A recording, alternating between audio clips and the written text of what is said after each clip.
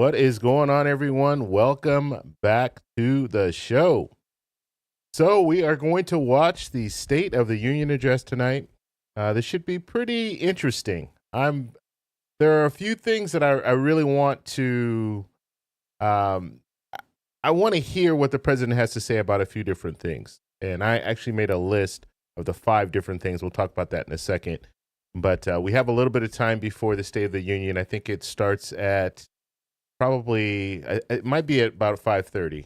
I thought it was at 5 o'clock, but I think it's at about 5:30. So we'll be talking a little bit here. Now, the great part about this is I can get you guys to let me know how you feel about how the State of the Union address is going, and that's while we're watching it.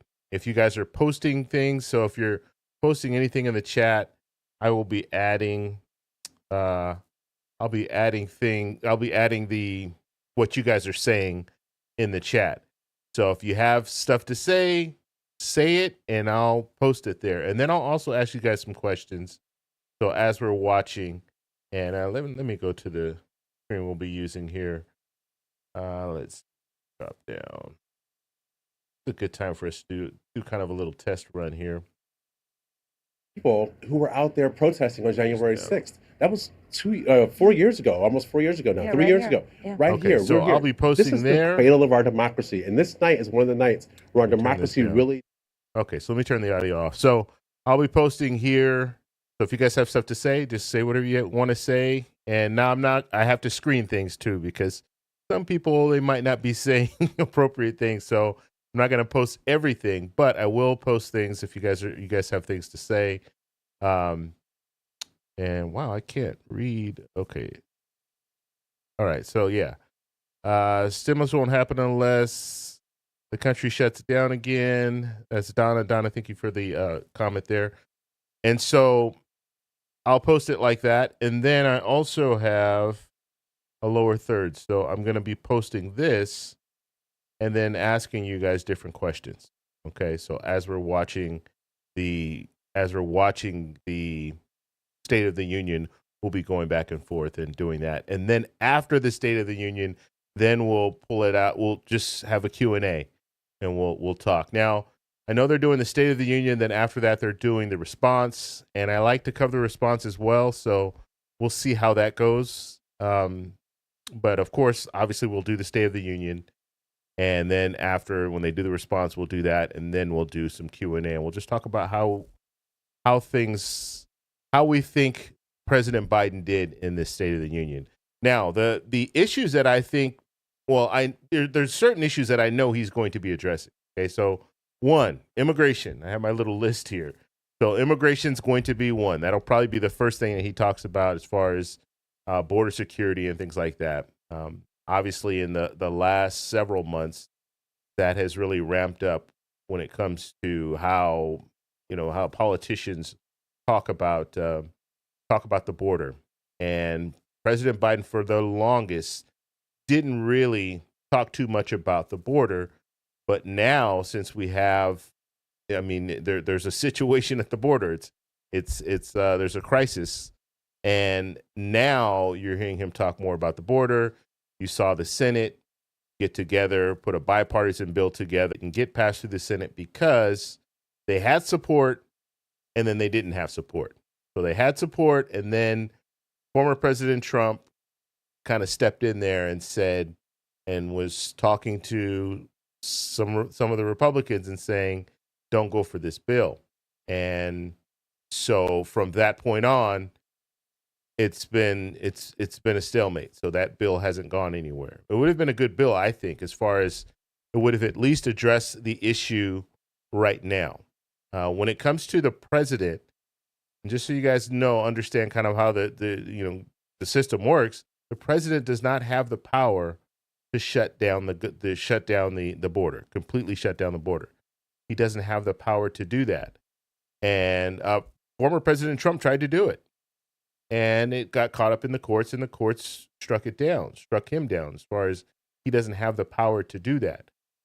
So there was the ban, the bans that he put in place, the former President Trump. He put those in place. It went to court, and they struck that down, and then he was able to kind of maneuver around it, and then he was able to ban people from certain countries. So that's something that the president could do. He could ban people from certain countries, but when it comes to the shutting down of the border, he can't just do a blanket shutdown of the border. We have on the books, and our part of our law is that we will allow asylum seekers to come to this country. That's written in law. So he can't change that law. Even through executive order, he can't change that law. The only people who can change that law are, guess what? The legislators. And so anything that the president would do when it comes to the border is going to be a short-term fix. The only people who can do a long-term fix, who could change the laws, are the legislators. And so they're going to have to do something when it comes to legislating in order for us to see something meaningful at the border. Okay, so that's first thing, immigration. Social Security, I'm sure he's going to touch on Social Security. How far is he going to go? At this point, we don't know. Actually, let me bring back to the main screen here. At this point, we don't know how far he's going to go when he talks about Social Security, but I'm going to be listening for that. I definitely want to see where he goes with that.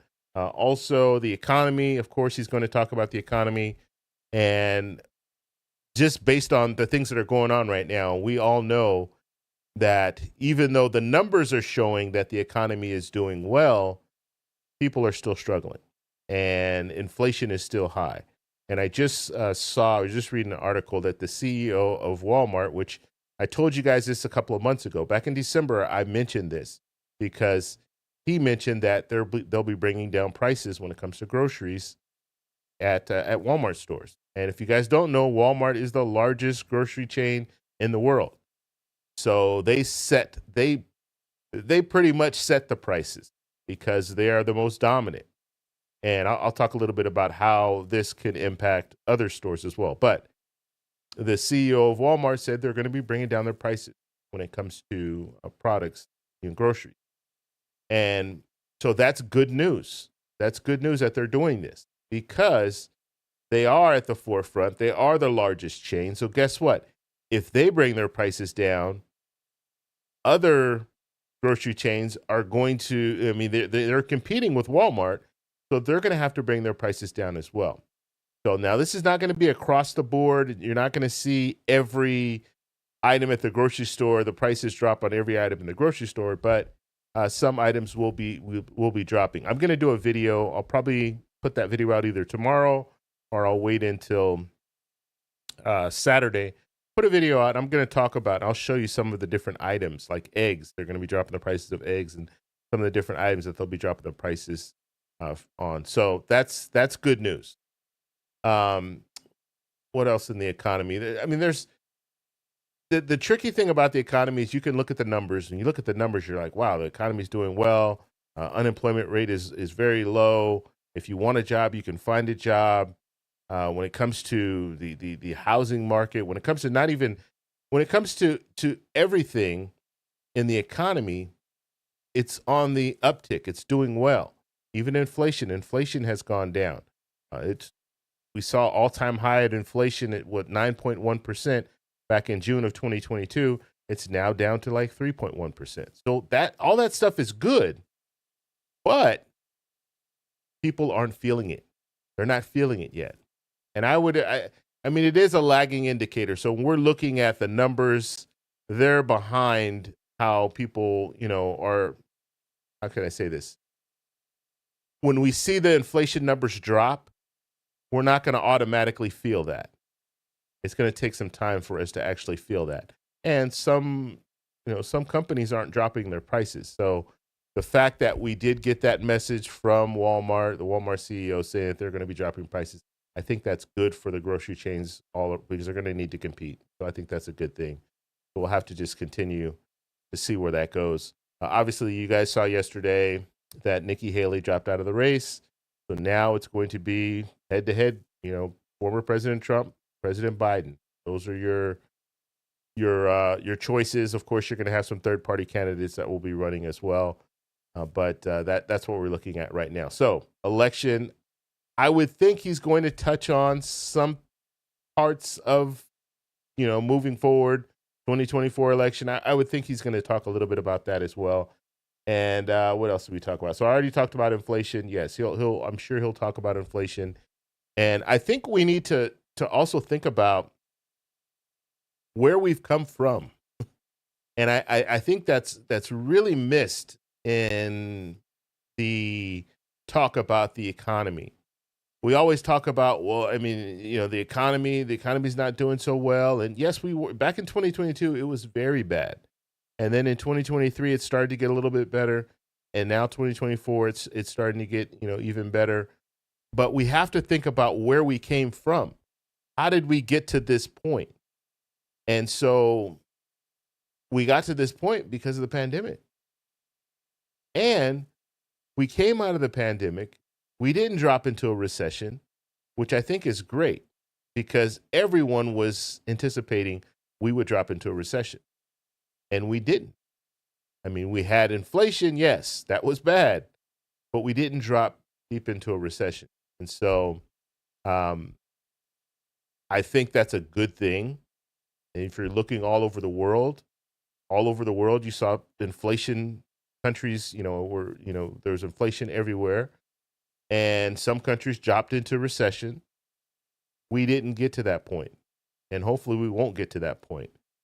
And so that's something else that we need to keep an eye on. But I'm sure he's going to talk about inflation. He's going to talk about the fact that we came out of this this pandemic, and we were able to have that at this point. I'm just talking about right now. Have that soft landing. We haven't seen inflation or anything like that. So that's a good thing. Or inflation. I'm sorry. We haven't seen a recession or anything like that. Okay, let's see. In the chat, you guys just let me know your first name and where you're coming from. You don't even have to let me know your name. Just let me know where you're coming from. And I also want to know ages too. I'm curious because I know I have an older audience that generally tends to watch me. Let me know how old you are too. So where you're coming from and your age, if you don't mind. Okay, so and then I'll give some shout outs too. And let me turn this off here. That going, and we'll get our chat on the screen here. Okay. And yeah, that was the old chat. So stimulus won't happen unless. Okay, so as far as stimulus checks, every video that I do in the comments, you guys always ask me that question. Stimulus check, is a stimulus check coming? Not likely. Okay, that's where we are right now. And the reason for the whole reason for the stimulus checks to begin with was to stimulate the economy. That's the reason. We were in a pandemic. Things were shut down. The government was afraid that we would drop into a recession because everything was shut down. And so what did they do? They said, okay, let's give the people some money, and I mean, we make it sound like giving us money, but it was, in a sense, what it was a tax credit that was advanced to us. That's all it was. So it wasn't free money. It was money that they created this tax cut for all of us, a tax credit, and they just advanced it to us. And so that's what it was. But the reason why they did that is because they wanted us to continue to stimulate the economy, because people were losing their jobs, and that in itself would slow down our economy, because people aren't going to be spending. If you lose your job, you're not going to spend. If things are all shut down, you're not going to spend. And so that was kind of a way. They had the PPP funding, so that money was going out to businesses. So businesses that were shut down, they were still able to pay their employees. Let's say if they just laid them off temporarily, they were still able to pay them because they were receiving money from the government. The stimulus checks came in, so the businesses that were open, you had money so you can go spend. But we're not going to see that, because we're not going to see stimulus checks, because right now our economy is doing well. It's booming. And so they're not going to, what we don't want to do is stimulate the economy when the economy is already doing well, because if you stimulate the economy even more, that's when we're going to see inflation again. And so inflation will drop down. And then as soon as we start stimulating the economy, if we have more money to spend, then guess what corporations do? Guess what businesses do? If you have more money to spend and the demand for items goes up, they're going to raise their prices. And that's when we see inflation again. So they don't want to do that. So that's the main reason why we're looking at the situation that we're in right now. Okay, so, all right, we got a lot of people in here from all over. So let me give some shout outs here. Let's see. Property taxes are sky high. Where are you living? Where are you living? What does it say?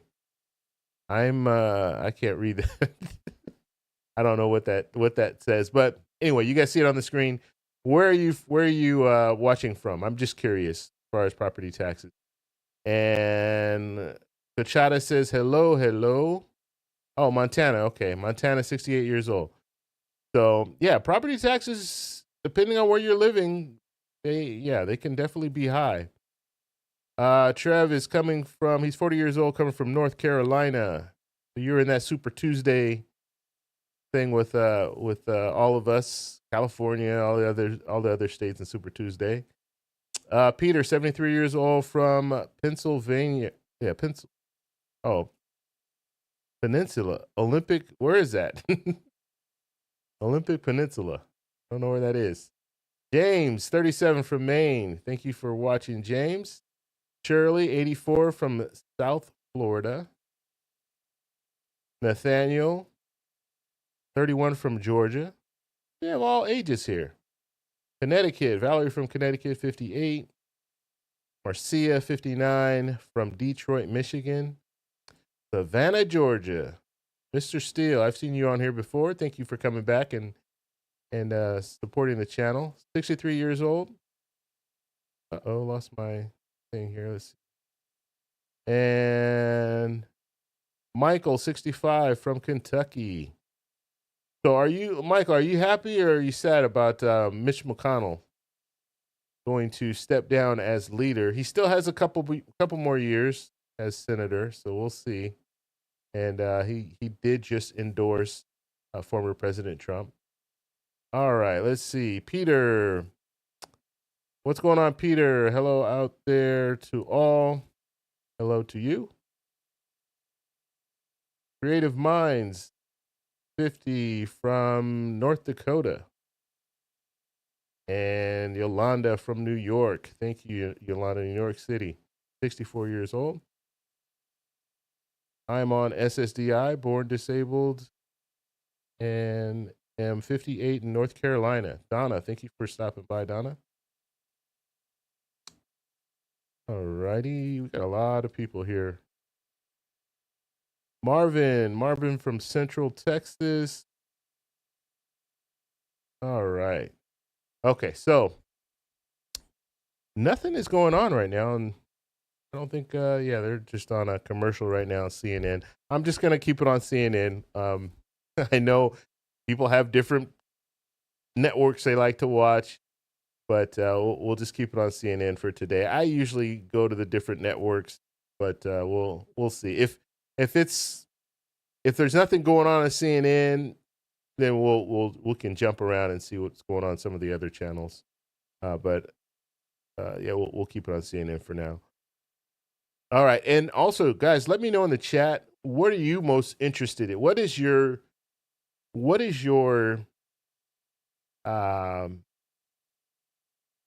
issue, your big issue that you want to hear the president talk about? What is that? So let me know. If it's Social Security, if it's the economy, certain policy, immigration, like we were talking about earlier. Let me know if you have that issue that you're really listening for him to talk about. Let me know what that is. Okay, let's see. Marcia is saying, why do so many people think the economy is so bad? So the only thing, and like I said, when you're looking at the numbers look good. But I would agree that we're not feeling it. When you go to the grocery store, and I go to the grocery store at least once a week, sometimes twice a week, and when you buy groceries, they still seem expensive to me. They do. And so I think people need to start feeling it. When they start feeling it, then that's when they'll say, okay, yeah, the economy is doing better. But people just aren't feeling it. Now, I'm feeling it somewhat. I live in Southern California. I live in California, period. Gas prices are just crazy here. Like last time, it's almost $5 a gallon here. But that's not due to, gas prices are different all over the U.S., depending on how, your state handles things. And we pay all these different little fees for things when it comes to gas. But gas prices are down, because I remember when they were reaching $7 a gallon. So they have come down.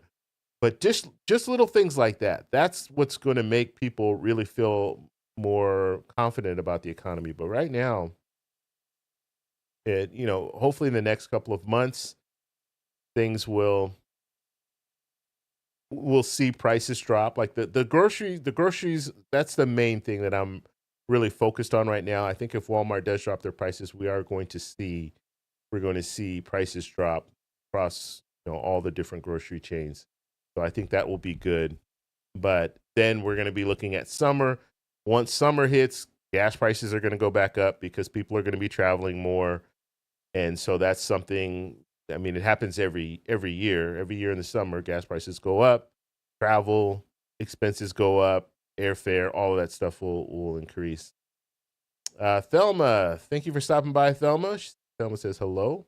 She is 71. And,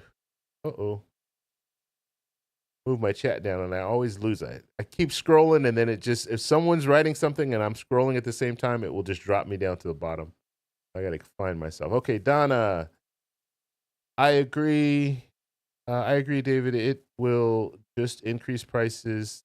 It's not smart. Yeah. So, and she's referring to the stimulating the economy when the economy is already doing well.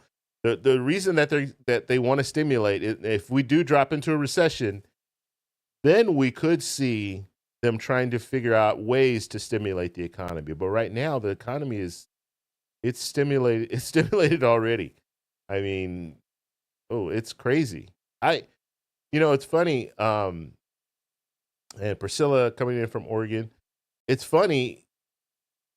I bought a house a couple years ago, and one of my main concerns when I bought the house is that I'm thinking, okay, well, wow, we're facing a recession, potentially, a potential recession coming, just because I knew we were coming out of the pandemic. I bought in 2021, and so I'm thinking, okay, what is that going to mean for house prices, home prices? Are they going to go down? And, am I buying into a market where it's going to tank as soon as I buy, like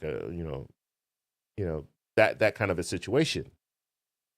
And so I was waiting, and guess what? It never happened. Home prices just couldn't, I'm talking about in California, Southern California, home prices just continued to go up, and they never dipped. So it's crazy. And if you guys don't know, California, the housing market out here is very, very expensive. It's unaffordable for most people. I mean, it's really bad. It's really bad. And for what you get, you're not getting much. 3-bedroom, 2-bath house I can't really say on average because I haven't done the research, but just looking around neighborhoods, 3-bedroom, 2-bath house is going to run you $600,000, $650,000. You're not going to find them much less than that. So it's very expensive out here. All right, Bernice coming in from South Carolina. She is 69. Thank you for stopping by, Bernice. And Valerie, taxes are too high. Yes, they are. All right. What else do we have? Cynthia. Cynthia is coming in from Flemington, New Jersey, 70 years old. Love your show. Food is very high. Yes. Thank you. Thank you very much, Cynthia.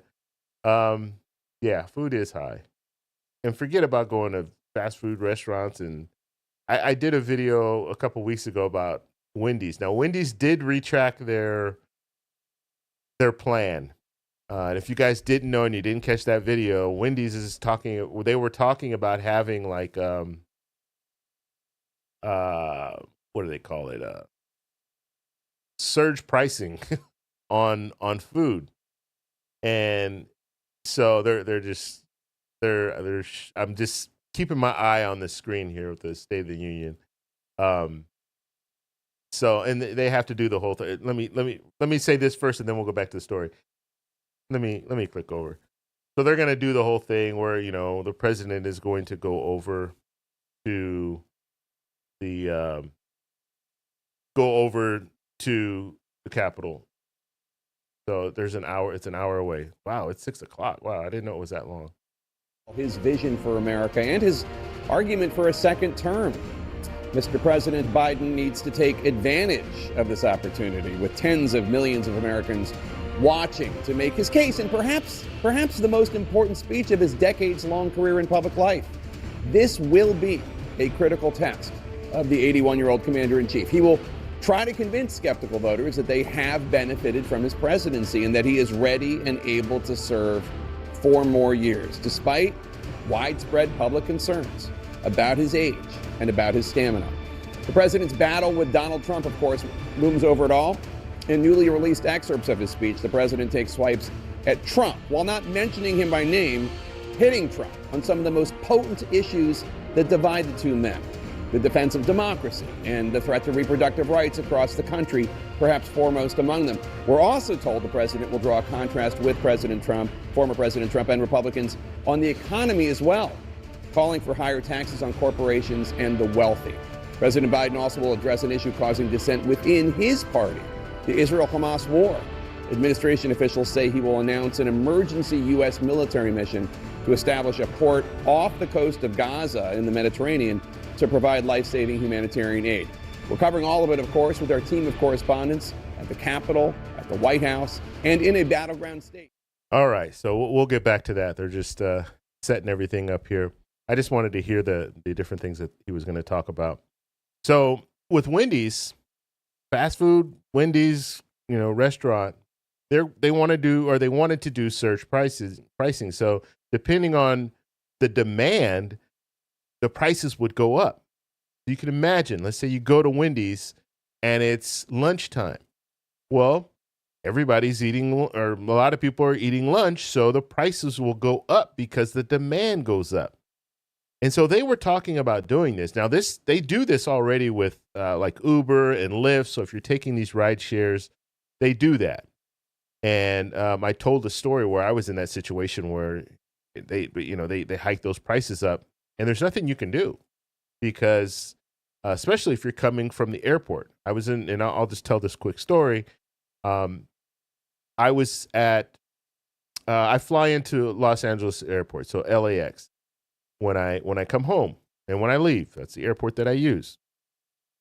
And I'd say it's about an hour away from my house, 45 minutes to an hour, depending on traffic.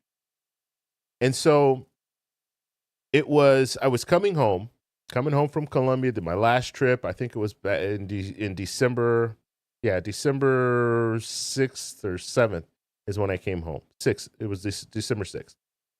So I come home, it's about 11 o'clock at night. And when you come in, you come in through, what I'm trying to say, arrivals. I couldn't think of the word. You come through arrivals. When you come through arrivals at LAX, you pick up your bags, and you have to catch a shuttle that will take you to a site that's outside of the airport. They used to let rideshare programs come into the airport, but it just got too congested. So now they have shuttles. It's a rideshare shuttle. You get in that shuttle, and it'll take you, it's about 3 or 4 minutes away. It takes you to a parking lot where they have all the rideshare vehicles staged there. When I picked up my bags on arrival, I came outside and I'm waiting for the shuttle. So I decided, let me just look to see how much it's going to cost me. So I look on my phone. I think it was Uber. Yeah. So I looked at my phone on Uber, and the price was $85. And $85 is kind of the norm. And I know it's a lot. I mean, these ride shares have gotten really expensive because I remember going for like $45, $50.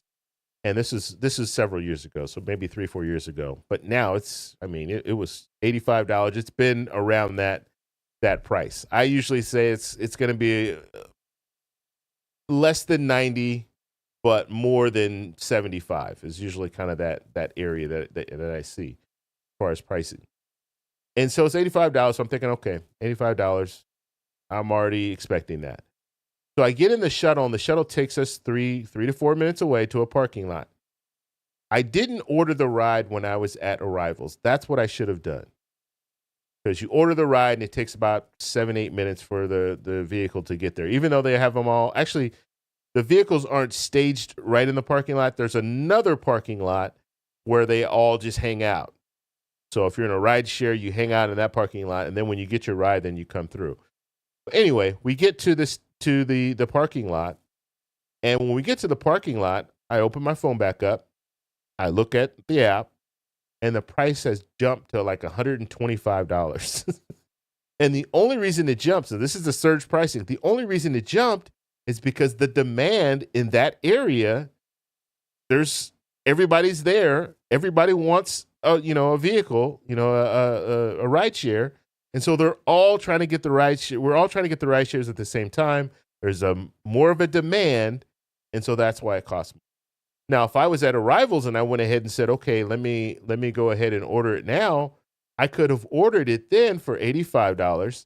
By the time I got to the staging area, I would have been fine. It would have been $85. They don't change the price once you already order it. But since we were all trying to get it at the same time, price just shot up. And so, but I say all that to say Wendy's was talking about doing that same thing. So you go at lunchtime or you go at dinner, or those prices are gonna surge. And so they caught a lot of pushback from everyone. They're pushing back because the CEO said this is what we're talking about doing, but we're not going to roll it out until 2025. So they started getting a lot of pushback, and they should have gotten that pushback. And so then you started hearing, oh, well, they were trying to kind of fix the problem by, making it sound like it was going to be really more beneficial for you, saying that, well, the prices will be much lower at certain times of the day, so you can go there, go at that time. But then they had to just kind of scrap the whole plan because people were just outraged at the fact that they were considering doing this surge pricing. And I even said in the video when I showed you guys, or when I did the video, and what was it, like, I think it was like a week ago when I did it, but I even said you can't really do surge pricing for fast food. Why? Because there's so many fast food restaurants all next to each other. You go to one corner, you got 2 or 3 fast food restaurants there. So if you're doing surge pricing and then the other fast food restaurants aren't doing surge pricing, guess where people are going to probably go? If it's lunchtime, they're thinking, oh, you know what? I'm not going to Wendy's because they hike the prices up at lunch. I'm going to go to wherever. So it just wouldn't work unless all of the fast food places did the surge pricing. And I mean, that could be something we see in the future. Hopefully not, but that could be something we see in the future. But even then, people are still going to shop around. They're not just going to go and say, okay, yeah, I'm just going to pay more at lunch. And then, it just doesn't make any sense. All right. We have a super chat. Thank you very much, Michael. I appreciate that. It says, really enjoy your show. Keep up the good work. I appreciate you there, Michael. And you know what? I never talk about this, but I have just going to say Michael G. How's that? Going to be the sponsor of our live stream. Let me just get this name in here. Michael G. All right, let's see if we can get this up here. I'll show you guys what I'm doing in a second. I know you guys are like, what is he doing? There we go. Michael G. Thank you very much. You are the sponsor of our live stream. Okay, so let's go ahead and move forward. So basically the way it works is if you give the super chat, then yes, you'll be the sponsor of the live stream if it's over $10. If you guys get what I'm saying here. Okay, so whoever donates the most is the sponsor of the stream. Okay, and their name will stay up at the top there. All right, let's see. So anyway, what were we saying? Grubhub, DoorDash, really? So how would your surge price work when you order through DoorDash and Grubhub? I don't know. I don't think they do surge pricing right now, and I don't know how that would work. But they're already too expensive anyway. I use DoorDash every once in a while, like maybe once a month. I will use DoorDash. Uber Eats, I'll use them once a month. I have credit cards that give me like, and they I mean, it's almost a joke because the way that they do it is they'll give you like Uber Eats. I have an American Express Platinum card. I get $15 every month to spend on a Uber ride or Uber Eats. So $15, if I'm ordering something, it's usually, I mean, I don't know if you guys do this let me know in the chat if you guys do DoorDash and you guys do these different Grubhub and all that. But it gets, I mean, it's like $40 or $50 just to order just a meal for one person. It's crazy. It's how expensive it is. Once they start putting in the fees and the tip and the delivery fee and all that other kind of stuff, it's just out of control how expensive it is. So I very rarely do it. The only time that I'll do it is just to get rid of that $15. So if I have $15 credit for the month, and I'll say, okay, one day I'll just order that and, or order Uber Eats or something. But yeah, Mike is saying eat from home. I agree 100%. And I make all my food now. Like I used to eat out more. And that's when I was working. Now that I'm retired, I have the opportunity to just cook food at home. And so that's what I do. I actually enjoy doing that. But when you're working, it's a little harder to do that because you're kind of, you're always on the move. You're either working, you're coming home, then you're getting ready to go to work the next day, and then you come home. It's like, yeah, it can get pretty hectic. Raw is saying, yes, it's expensive. And he's talking about Grubhub and DoorDash. Yeah, it's just out of control. It really is. Okay. All right, guys, let's see what else is going on here. Just looking at the chat. We have Rick coming in, 65 from, how do you say that? Eau Claire, Wisconsin. Let's see. 65 years old. Really enjoy your channel. Thank you very much, Rick. I appreciate that. Yeah, I missed some of these comments here. Do $2,000 stimulus check.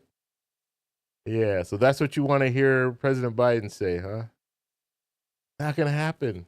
Unfortunately, it won't. I mean, it's just not. That was the perfect scenario that we were in when it comes to shutting down the country, really. That's the reason for that whole stimulus. Heavy on Social Security reform. I hope he covers. So, yeah, we'll see what he says about Social Security reform. I know that Representative Larson has been talking a lot about Social Security reform in the last several months. He's been doing speeches, like it seems like he's doing a speech every week talking about Social Security reform, talking about the Social Security 2100 Act. So I know that Representative Larson has indicated that President Biden is in favor of the Social Security 2100 Act. So we'll see if it's desperately needed. It is. I mean, it's a shame that politicians aren't taking it more seriously. It really is. But we'll see. We'll see what he says. Well, I'll be listening. Got my little notepad. I'll be writing down some notes, and we'll see where it goes. Donna's saying, I also eat from home. Yes. It's the best way to go. It really, if you can afford to do, like, if you have the time, the free time to do that, it's the best way to go, especially now. And I told this story too last week about going to, or a couple weeks ago. But let's hear what Bernie Sanders has to say. They're interviewing him right now. Here we go. Oh. Out of focus. Port to help get humanitarian aid inside Gaza. There are protests right now outside the White House, outside the Capitol. Do you think that this kind of move will help to quell that frustration? Well, it's not a question of quelling frustration, Donna. It's a question of feeding starving children. We are looking at one of the great humanitarian crises in modern history. Hundreds of thousands of children are facing starvation. The United States, sadly, because we are arming the Israelis, is complicit in what's happening. It's got to stop. So I think when the president talks about airlifts, I think that's a step forward. When he talks about a pier and providing aid through the sea, that's a step forward. But at the end of the day, the way you get aid into northern Gaza is by demanding that the border restrictions be lifted, the convoys come in, and we start feeding people. Are you satisfied with what the president has done on that so far? No, I'm not. It's a step forward, but we have a long way to go. But the bottom line is, right now, Israel, in my view, certainly had a right to defend itself from the terrible Hamas attack on October 7th. They do not have a right to go to war against the entire Palestinian people.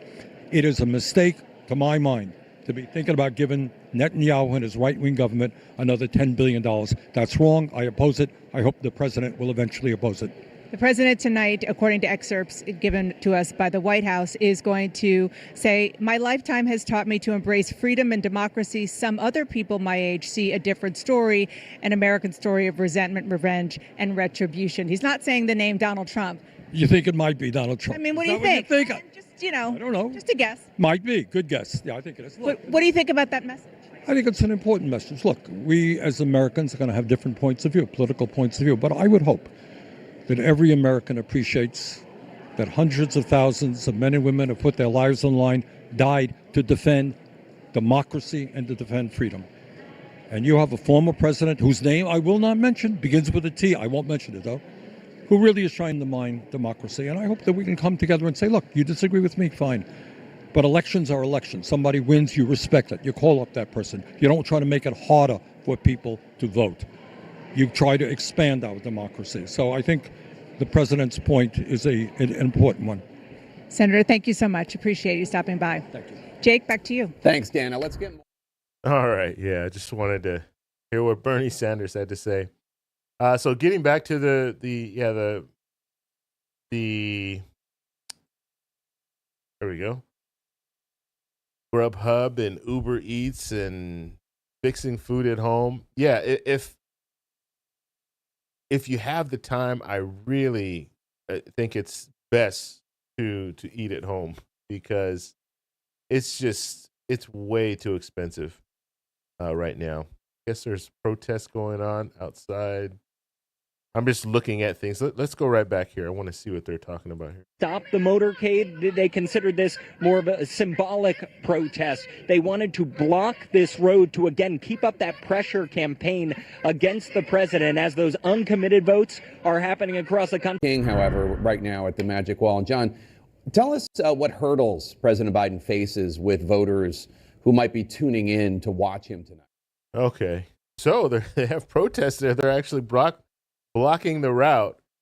I'm sure there's alternative routes, so they don't have to go through that route. But interesting developing stories as we're waiting for this State of the Union. But yes, so when it comes to the story I was going to say, and I told this story already, so I won't go over it too much, but I went to El Pollo Loco a couple weeks ago. It was like $17. I just got a burrito and 2 tacos. That is just crazy. When you think about, you can go to the store and buy a meal for a couple of days. Oh, I won't say a couple. Yeah. You can buy a couple of meals. You can buy a couple of meals for $17 at the store. Or you can go to the grocery store and just go to the grocery store. Go to a fast food restaurant and just get one meal for $17. It's crazy. It really is. Marty's saying, what about stimulus for seniors?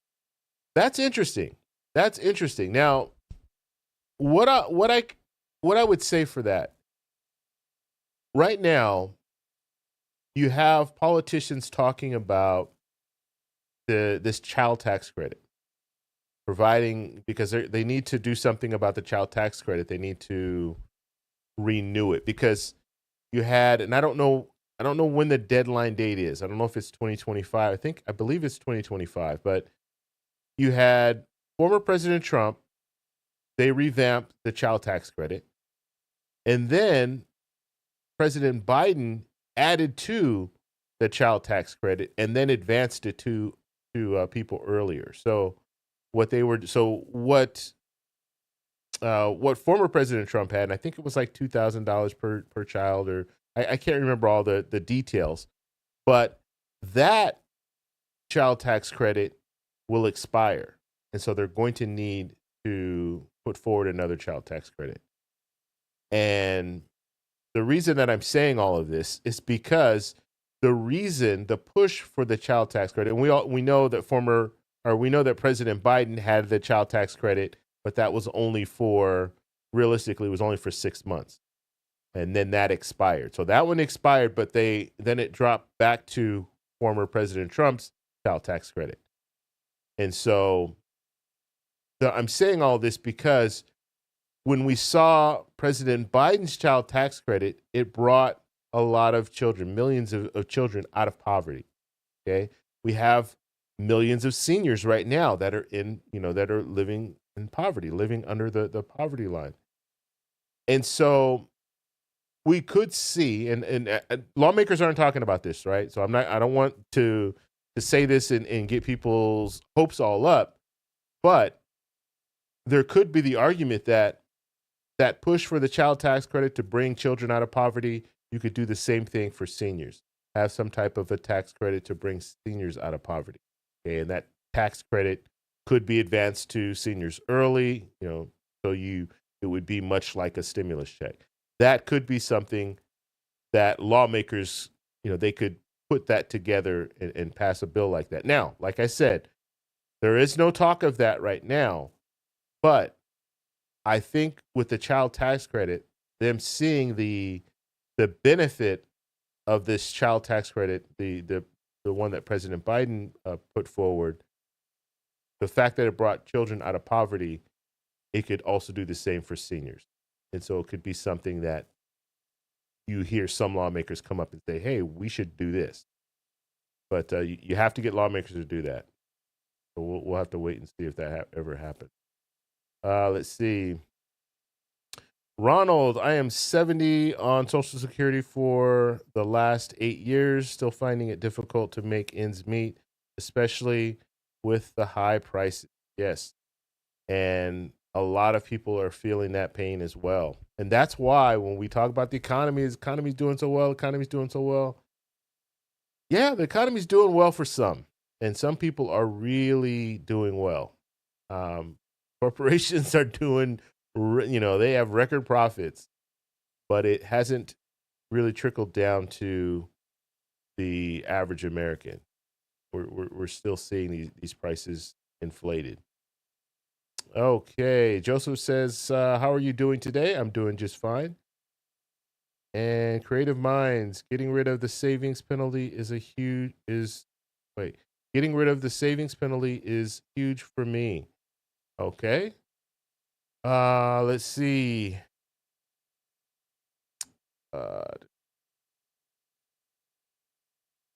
Okay, so and we'll see if he talks about the savings penalty. I don't know much about that, so I can't really elaborate on that.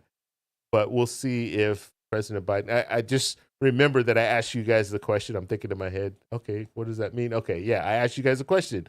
What is most important to you when it comes to the State of the Union address? So Joseph says the taxes is the big one for me. Okay, so we'll see what he says about taxes. And Joseph also saying Trump 2024. Rod is saying Israel putting the U.S. and you're saying I can't putting the U.S. in a bind by continuing to run rug shot through Gaza. Okay. I'm sure he's going to talk about foreign policy. I'm sure that's going to be something that he addresses as well. He's going to have to talk about, and you see, we just showed you the protests that's going on there. So I'm sure he's going to have to address that. We saw the primary in Michigan. You saw that uncommitted vote really, I can't remember what the actual numbers were, but you had people protesting Biden by voting uncommitted to show that they're not happy with how he's handling the situation in Gaza. So that's definitely going to be something that I'm sure he's going to talk about in this State of the Union. Let's see, Hard Rod, same thing. Bernie is a big supporter of Social Security reform and expansion. Go Bernie. Bernie has his own proposal out there, the $200 raise for Social Security. He's still talking about it, still promoting it. The only thing is, he's not getting much support, and that's the unfortunate part. The way that he structured this proposal is he's saying people making $250,000 or more will have to start paying into the payroll contribution again. The only problem with that is President Biden. Well, I will say President Biden said in his first term that he's not going to raise taxes on anyone making $400,000 or less. Okay, any family making $400,000 or less. So he can't really go. So if they were to move forward with Bernie Sanders' plan, that would raise taxes on people making $250,000 or more. So that would break Biden's promise. Although Biden did make a promise that I won't say he made a promise. Biden did say that he supports a $200 raise for Social Security. So it's kind of weird, right? He can't go that route of raising taxes on people making $250,000 or more. And raising taxes is what they call political suicide, because you raise taxes and you get voted out of office. And so maybe that's why he said in my first term, because he knows if he does win in 2024, this year, then he doesn't have another term, so he could raise taxes on people making $250,000 or more. So we'll just have to see. But that's the reason why Bernie Sanders' plan, I think, is not picking up as much steam as some of the other proposals that are out there. The Social Security 2100 Act, Representative Larson's plan, he wants to raise taxes on people making $400,000 or more. So he's situated it in a way that is more favorable to President Biden. All right, I'm keeping my eye on the screen here. I don't want to miss anything. There's nothing going on right now. They're just still showing the protests. Okay, let's see. Joseph saying the border needs to be fixed as well. That's a huge one for me. Okay, so and we'll see what he says as far as the border is concerned. Now, I will say we need Congress to act on the border. Congress has to put something together. Congress, they have the money, and that's what's needed. In order to solve this problem, you need money. And so, yes, the president can say, the president can't do much when it comes to executive orders, when it comes to closing the border. And so Congress is going to have to weigh in on this. But will they do it in an election year? I mean, it's so bad right now that you have these, you have politicians that want things to be bad because they can run on the bad. They can run on the drama. They can run on the crisis at the border. They want the border to be bad. They want to allow people to continue coming in. They want to allow fentanyl and all these other drugs to come in because it will help them get reelected, and that's all they care about. And that's really sad when you think about it. They're taking an issue that's hurting America, and they're using that issue just for their own personal gain so they can get reelected. Because these same lawmakers, they can sit down, the Senate had already put together, Langford put together this proposal, bipartisan proposal, to help fix the border and bring it. I mean, at the very least, you can bring money into the border to help fix some of the issues. And you can give the president power. That's part of Langford's bill, was to give the president some power to shut the border down. And it didn't go anywhere. It had support, and then it just dropped off. And it dropped off because former President Trump said, don't vote for this bill. Don't pass this bill. We need to run on it. And so we don't have you don't see the support that they initially had. And they kind of left Langford. Langford's a Republican. They left him kind of out there, right? Because he gets in there. They say, hey, let's put this together. And he puts it together. He gets all the support. And it looked good. It was promising for a minute. And then it was promising until it wasn't. And then it just went bad. Okay. Meal preps have saved us money and time on the weekends. Caprice, thank you for posting that. You posted something earlier too. Maybe I missed that one. Yeah, okay, Grubhub. Yeah. And we're going back and forth. I'm just reading the comments. So I will talk about some of the different things you guys are saying. But yeah, I don't meal prep. I don't need to meal prep because I'm not like taking food different places. I guess you can meal prep even if you're not. But I like to have fresh food, so I like to fix it that same day. Let's see what else. Rod is saying protesters remind me of 1968 when Vietnam protesters in Chicago were beat up by police. Hope that doesn't happen tonight. Yeah, I would think in this situation they're just going to reroute. They'll take the president a different route if that were the situation. I don't think they're going to even attempt to go through something like that. Or maybe they'll fly him. Maybe they'll fly him helicopter. I'm sure there's a helipad or whatever they call those things somewhere in the Capitol. Who knows? That would actually kind of look bad. I don't know how. You know what? That is. We'll have to see how they handle that whole situation. I'm sure they'll hopefully peacefully be able to clear that area. We have some. Let's see what's going on here. Trying to get some of these. Hope to hear. You're in a very important race in Pennsylvania, Senator Casey. He'll focus, among other things, on border security in terms of domestic issues and lowering costs.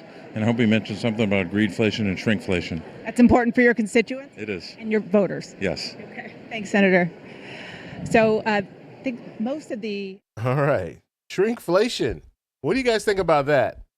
Shrinkflation. That is something that is pretty... I haven't talked about that in a while. I need to actually talk about that more on the channel because I notice it. Go to the grocery store and you buy, I don't know, Gatorade, or I know Gatorade is they've dropped used to be 32 ounces, now it's less, and they have the bottle pretty much looks the same, but it's underneath it they kind of push it up a little bit higher, so the bottle looks pretty much the same, but it's not. You have less liquid in there. But guess what? They're charging you the same amount, or they're charging you even more. And so you don't know. So they're shrinking the size of the packaging and the food inside, but they're charging you the same amount or more. It's crazy. It's just, and that does happen. And can't remember where. Somewhere in Europe, the grocery stores, they were getting frustrated with this whole shrinkflation. I guess I would say it's bad out here in the U.S., but maybe it's worse out there. But what the stores were doing is they were actually putting these little, you know how sometimes you go in the store and you look at the shelves, and they have these little, I don't even know what they call them, little things, little flags that come out and you can read on the flag and stuff like that. So they're putting these little flags out, basically saying that this product has been shrunk. And I don't know, I don't think they were showing the old price or anything, but they were saying that the product has been shrunk. And so I thought that was interesting because they're actually going at these different brands. But the thing is, the grocery chain, they were being very sneaky, because guess what? A lot of grocery stores, they sell their own line of products, right? And so right next to that product that was shrunk, their product is there. And then they have the little flag saying this product is, part of shrinkflation or whatever. And so then they would have their product as an alternative. So that was sneaky. But here they're calling people in now. Watch that. For you in this contest with Donald Trump. And it has to include an economic narrative that people are willing to absorb, and it has to be value-laden and future-oriented. But the second piece is how he says it, because the central Republican argument is that things are out of control and Biden isn't in command, that he's somehow not. All right, so I'll turn the audio off just for a second. But yeah, Speaker Johnson's first State of the Union. Very interesting. I want you guys to let me know in the chat, do you think he's going to last the rest of the year? Because there's going to be some real issues that needs to be dealt with. They just passed the partial. We won't see a government shutdown tomorrow because they passed the first 6 appropriation bills. So that's good. But he's got a real hard fight. There's McConnell there. He's got a real hard fight when it comes to the Freedom Caucus. Republican faction a faction of the Republican Party that is, they're pretty much no to everything. And so we'll see. We'll see if he lasts. I don't know. I really don't. I think it's going to be hard for him to get through the year without being recalled. You got Manchin there, and there's Marjorie Taylor Greene.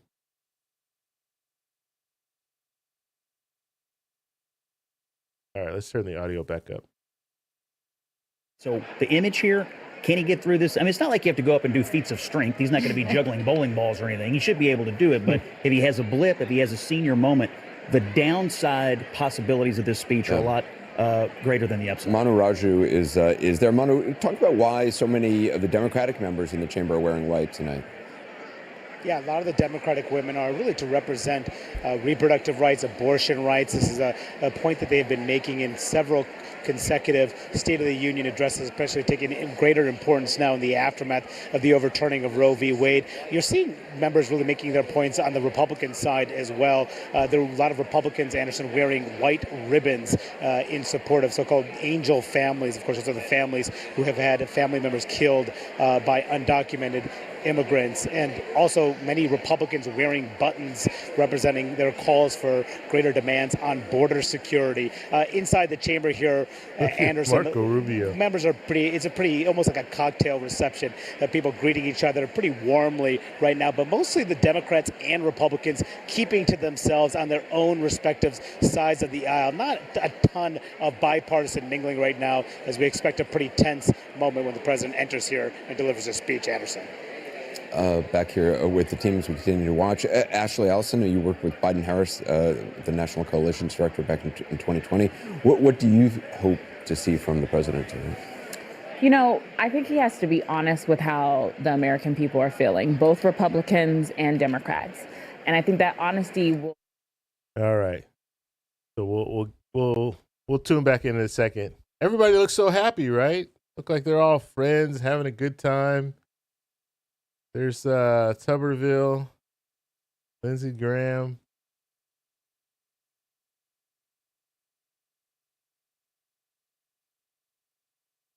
Wow. Vice President Harris doesn't look very happy. She's got that don't approach me body language, crossing her arms.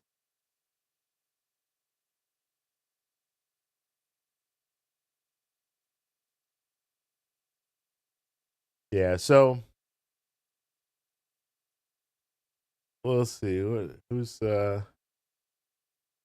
sure there's going to be some drama that's going to come out of this tonight. I'll be interested to see if you have anybody yelling out, booing, and I know Speaker Johnson told Republicans not to lash out, but that never works. So I'm sure we'll probably see something interesting that we'll be talking about tomorrow, or the news will be talking about tomorrow. But yeah, we only have 16 minutes. And he hasn't left yet, so they usually show the president leaving the White House. So he hasn't left yet, which means how are they going to handle that situation when it comes to the protests? They'll probably divert him somewhere else. Senator Klobuchar, Joint Chief.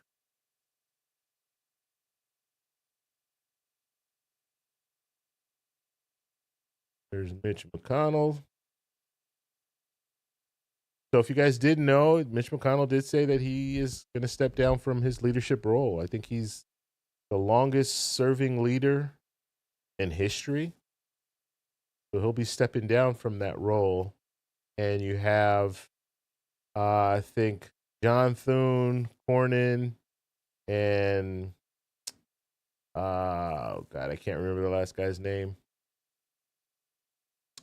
But you're going to have some people, some Republicans that are going to step up and try to, or they're going to run. I know Rick Scott is another one that are going to try to run for leader of the Senate. So at this point, they would be minority leader. It depends on what happens in the 2024 election.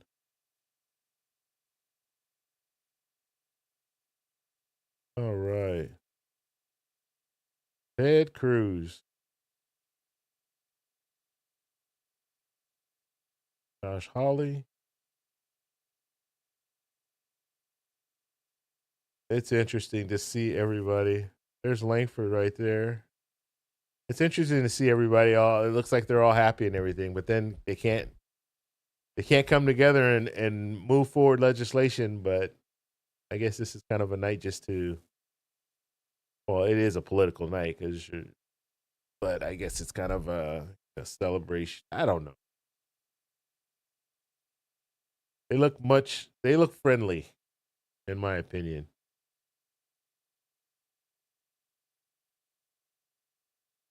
The day-to-day struggles that people are having, and fit the things he's done and the things he wants to do into the fight to make it work for them, make the economy work for them. And I think that's going to be, I hope that's the essence of what he does tonight. Build that contrast, because then he can talk about Donald Trump has never struggled for anything. He doesn't know your struggle. He pretends like he does, but he's not being honest. I have. And he can also talk about, he doesn't have to bend that lead bar by himself. You have women in the chamber wearing white because their reproductive rights have been taken away. He has the most diverse cabinet ever. He's going to talk about housing tonight. Get Secretary Fudge out there talking about going into battle. I actually heard that. Oh, he's leaving now. I actually heard that George Santos was going to be coming. I don't know. They haven't shown anything, but I heard that he was going to be coming. I think he still has access, even though he's no longer a congressman. I think he still has access. All right, so They're showing the doors here, so he should be coming out momentarily.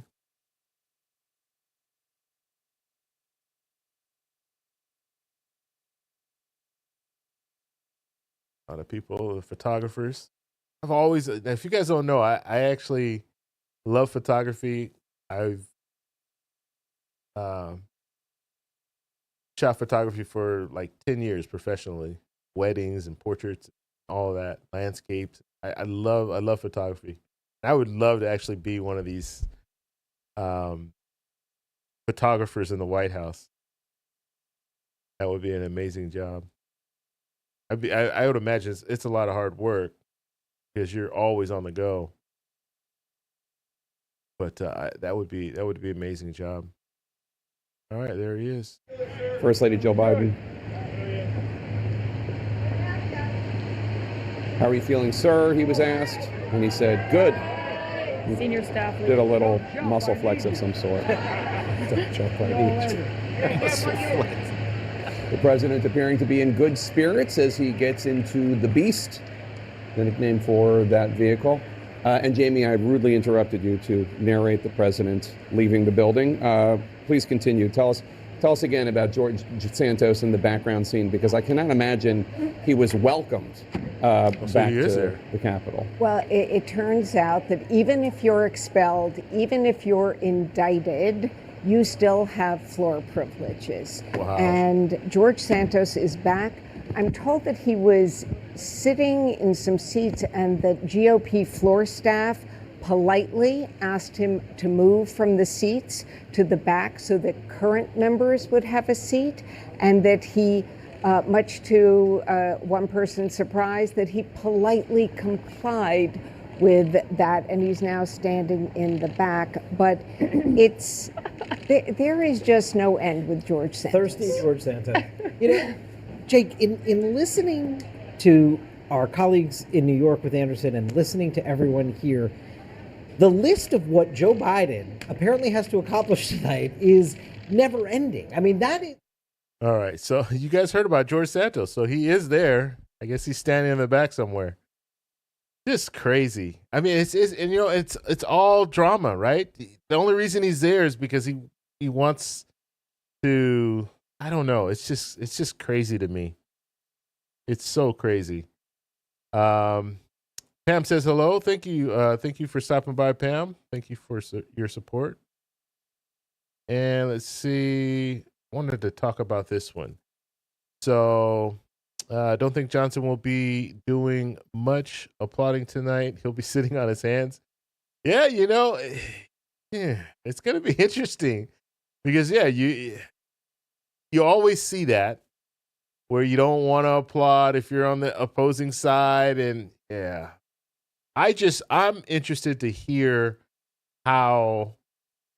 what the response that we get from some of the things that have been said. So you remember last year, President Biden was talking about Social Security and saying that you had some Republicans that want to cut Social Security, and that just got up, but people standing up, yelling and booing and all this. And so then he kind of, got everyone to stand up and say that we're not going to cut Social Security. And so I'm interested to see what happens when it comes to some of the situations like that. Are we going to see another, because he will talk about Social Security. So when he talks about Social Security, what is he going to say? What will be the response from the audience? How will they respond? And George Santos is there, so you might get some kind of, something from him, some outburst from him. Who knows? Okay, let's see. All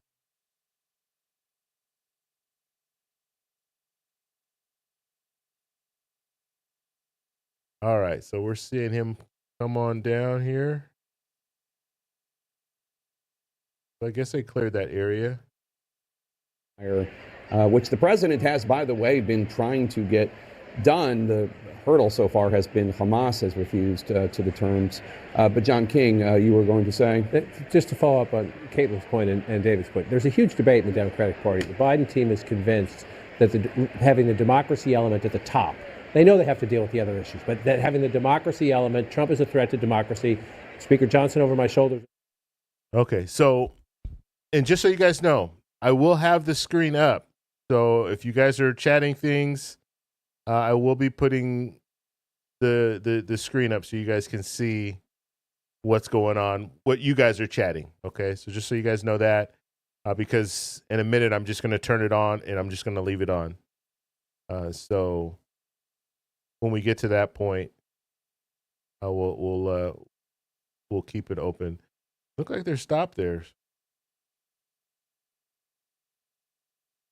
Interesting. Wonder why they're stopped. We find out in 8 months who's right, who's wrong this time, or we'll see if the president, modulates and moderates over the course of the campaign. But it's a big debate. The more populist, the Elizabeth Warrens, the Bernie Sanders, the Debbie Dingles, they want economy first. It's where the president himself is, right? And to a certain extent, a campaign, any successful campaign, has to reflect the heart of the candidate at its center. And this is clearly what animates President Biden. I mean, he has talked about it explicitly, even saying, he wouldn't probably be running if Trump wasn't running, much to the chagrin of said longtime staffers, for whatever that's worth. The one thing I do want to touch on. Yeah, so they're stopped there. That's weird. Let's see. George Santos was there to do his state of George tonight. Yeah, he was. What do we I think it's worth noting that we expect Rashida Tlaib. All right, so he's not saying anything. Yeah, yeah, state of George tonight. That's that's him. He's got to be the center of attention. Oh man, yeah, that was. I don't know how you guys feel about that whole situation, but I just, what a sad situation where you have someone that just lied about their whole entire resume just to get elected, and he was able to stay there for a whole year. All right, I don't know what they're doing here. Murray? So there are procedural motions going on right now that the vice president, who is the president of the Senate, is calling the Senate leadership to order. Abby Phillip, when you talk to... All right, it's just ceremonial stuff. Okay, if you guys have something in the chat, go ahead and put some stuff in the chat and we can talk about some things right before we get started here. Let's see.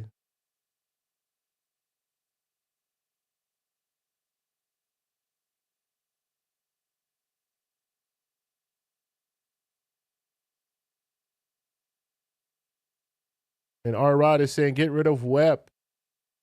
It's been affecting me since 2013. Yeah, so what's that? Windfall elimination provision, I think, something like that. But that WEP and then the other one for pensions as well. That's something that the Social Security 2100 Act will get rid of, WEP and the GPO or whatever they call it. And so that would allow you, and basically, if you're receiving a pension, like I'm receiving a pension now, but I'm still working on my points when it comes to Social Security. So I get to the point where I work on my points to get to Social Security, get my benefits from Social Security. They're going to be reduced because I'm receiving a pension. I can't receive a pension and collect my full Social Security benefits the way things are right now. So they want to make changes to that to allow me to receive it. Okay, we're getting here. Let's see what. Turn around by flipping a switch, and suddenly people think about him as not old. And this is the diplomatic corps walking in right now. Caitlin Collins, Speaker Johnson, Mike Johnson, who is from Louisiana. This is his first State of the Union. He was not trying to become Speaker of the House. He kind of was like, after 5 or 6 different attempts, after the coup against Kevin McCarthy, became Speaker. Tell us. All right, so they'll call out some more people. Supreme Court and cabinet members. And who else? I think that's it. then they'll be the president.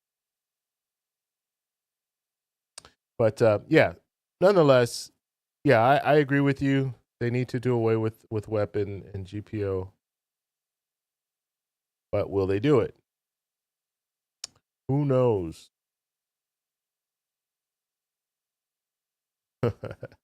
Cheryl saying, are either candidates worth voting for? Congress is also useless. Well, look, this is the way I look at things. If we don't hold these politicians accountable, they're going to be useless because we're not holding them accountable. They don't fear losing their job. And so if we allow this to happen, and we were just talking about George Santos, if we allow people like George Santos to get in there, then, you know, they don't care. They don't care because they know that we're not going to hold them accountable.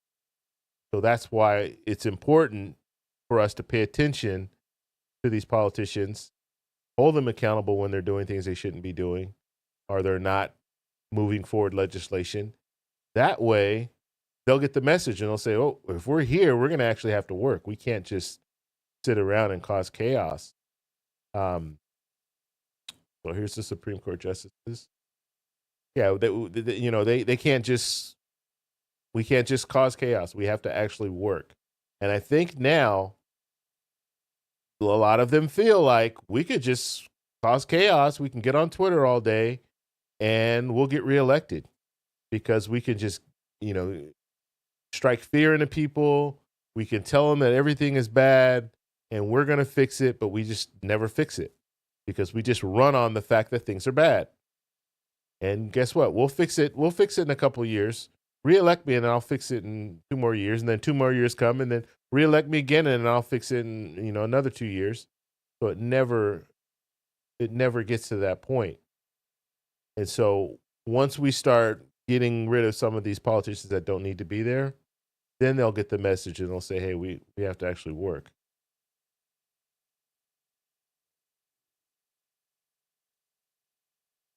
All right, so we're still waiting here. George Santos is going for the championship against Ric Flair. What are you guys talking about here?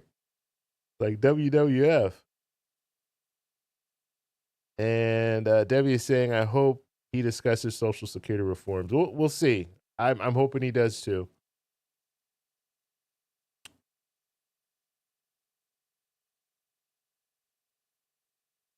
All right.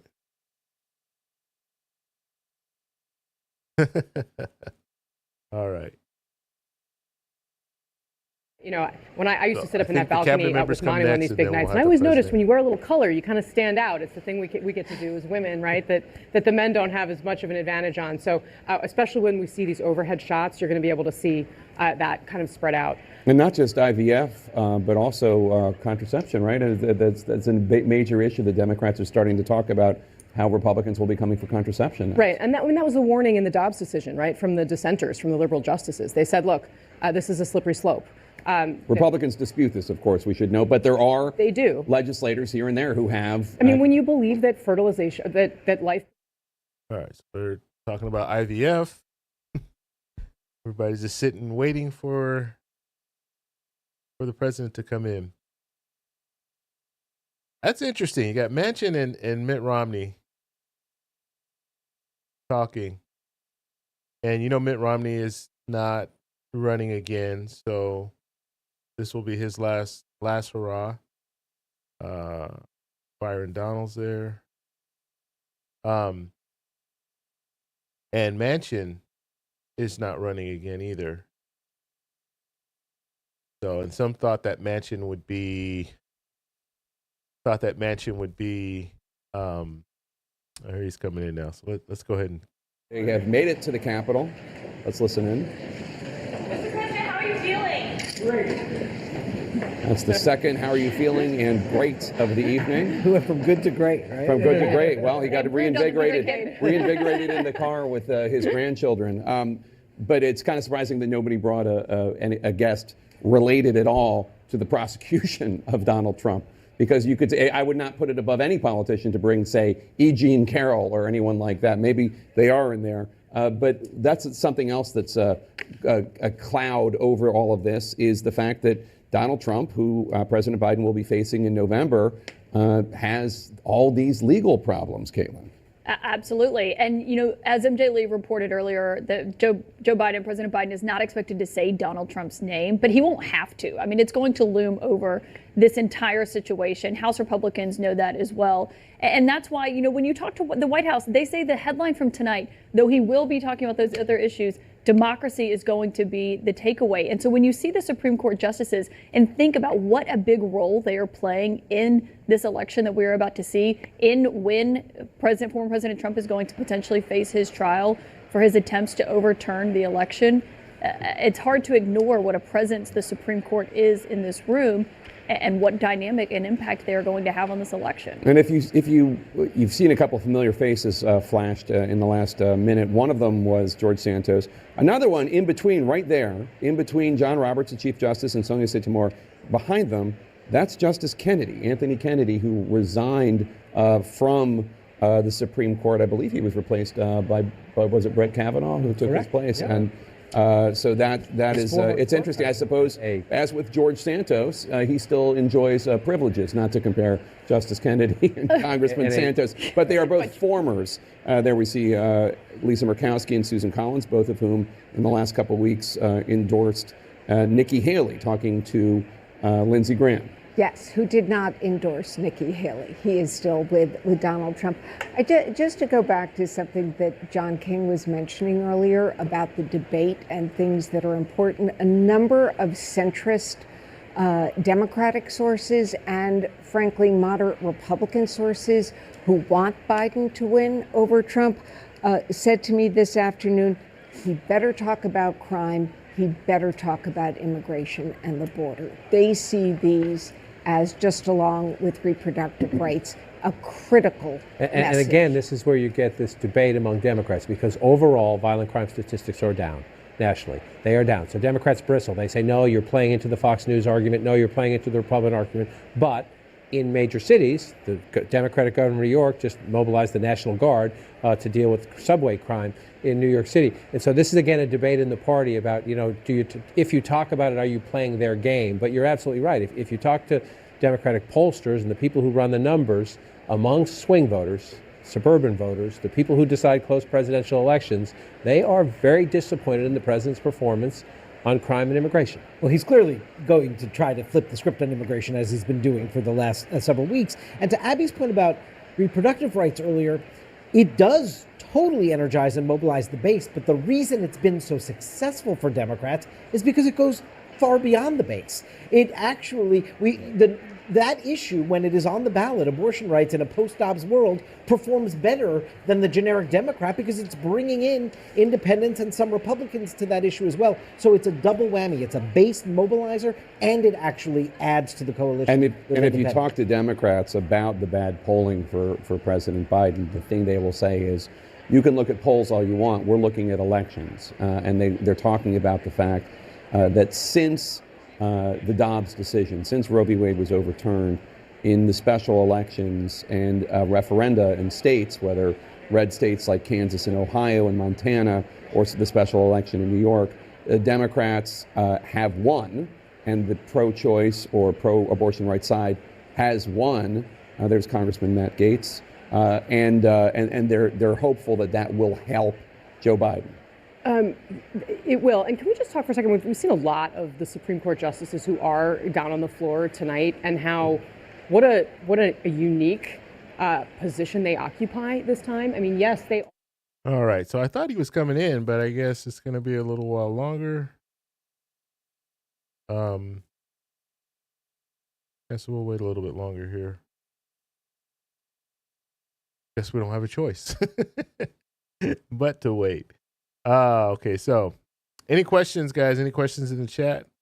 Get those last questions out right before we get started. Because once we get started, I'm just going to go and you won't hear my voice for probably an hour and a half. Some of you guys will probably like that. Yeah, Bernie Sanders sitting there. I can't remember that lady's name, that senator.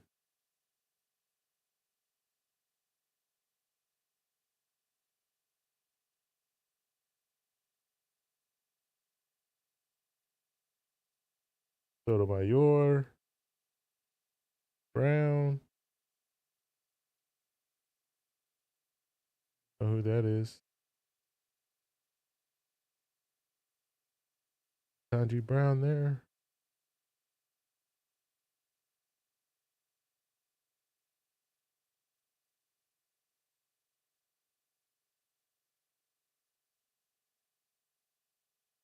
Maxine Waters.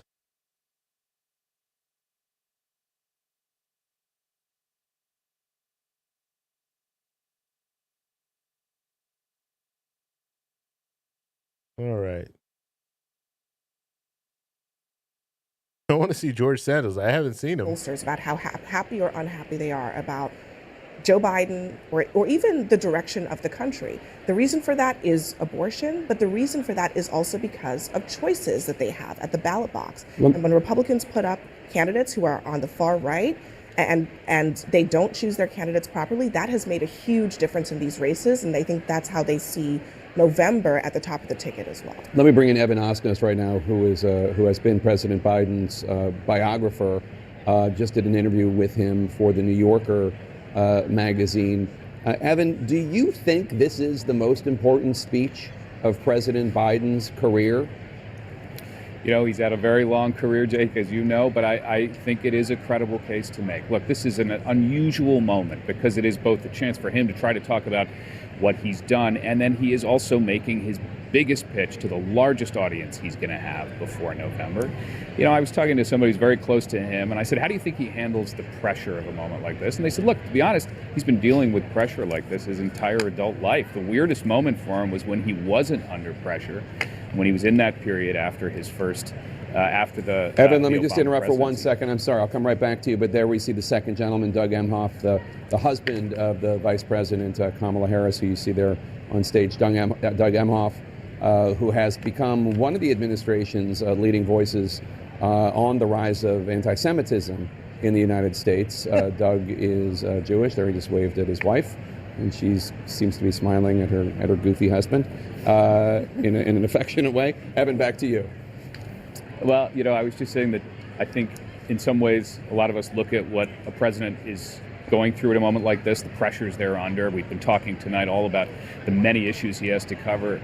And in some ways, you saw him get into that car, and he is projecting the spirit of a guy who is relishing this moment. I don't think that is fake. I will tell you, my impression from being in the Oval Office with him recently was this guy doesn't have a whole lot of doubts about what he's doing. You know, we're having a big national conversation about this, and there's a lot of people who wonder whether he should have done this. He's not wondering that. You don't come away from a conversation with him saying, is he, you know, staring at the ceiling at night? That's not the moment he's in, Jake, and it can be hard to capture that, I think, from far away.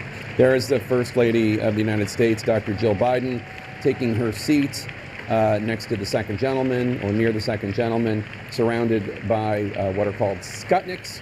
That is special guests of the President of the United States, there to illustrate various policy points and ways that what the administration has been doing has affected them. There's the former House Speaker, Nancy Pelosi. President Biden is running late, we should note.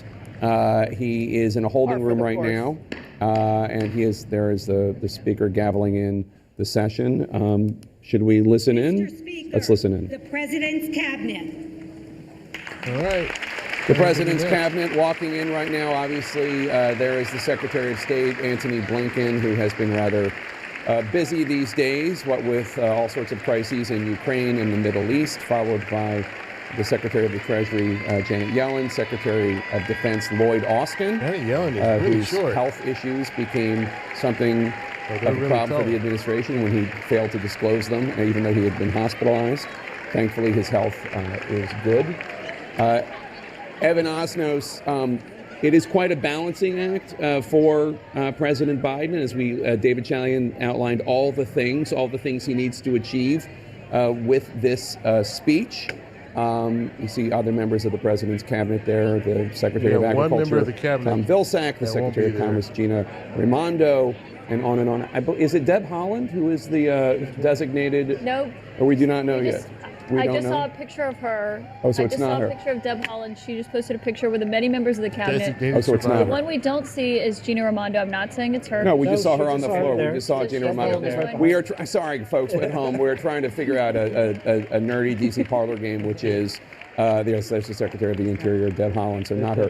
Who is the designated survivor? Kind of a dark thing, a dark tradition in this country about who will maintain the continuity of government should the worst possible thing in the history of the known universe happen to this building that we're looking at right now. There is always somebody from the cabinet who does not attend. There's the Secretary of the Department of Homeland Security, Alejandro Mayorkas, who was impeached by the House of Representatives for, in their view, the Republicans in the House, not carrying out his duties at the border. The border, obviously, a huge issue. There's Secretary of Transportation. Oh, I believe it's the Pete Buttigieg. Education Secretary, Miguel Cardona. Miguel Cardona is the Secretary of Education, we believe, is a designated survivor. Waiting for. But John King, the issue of the border.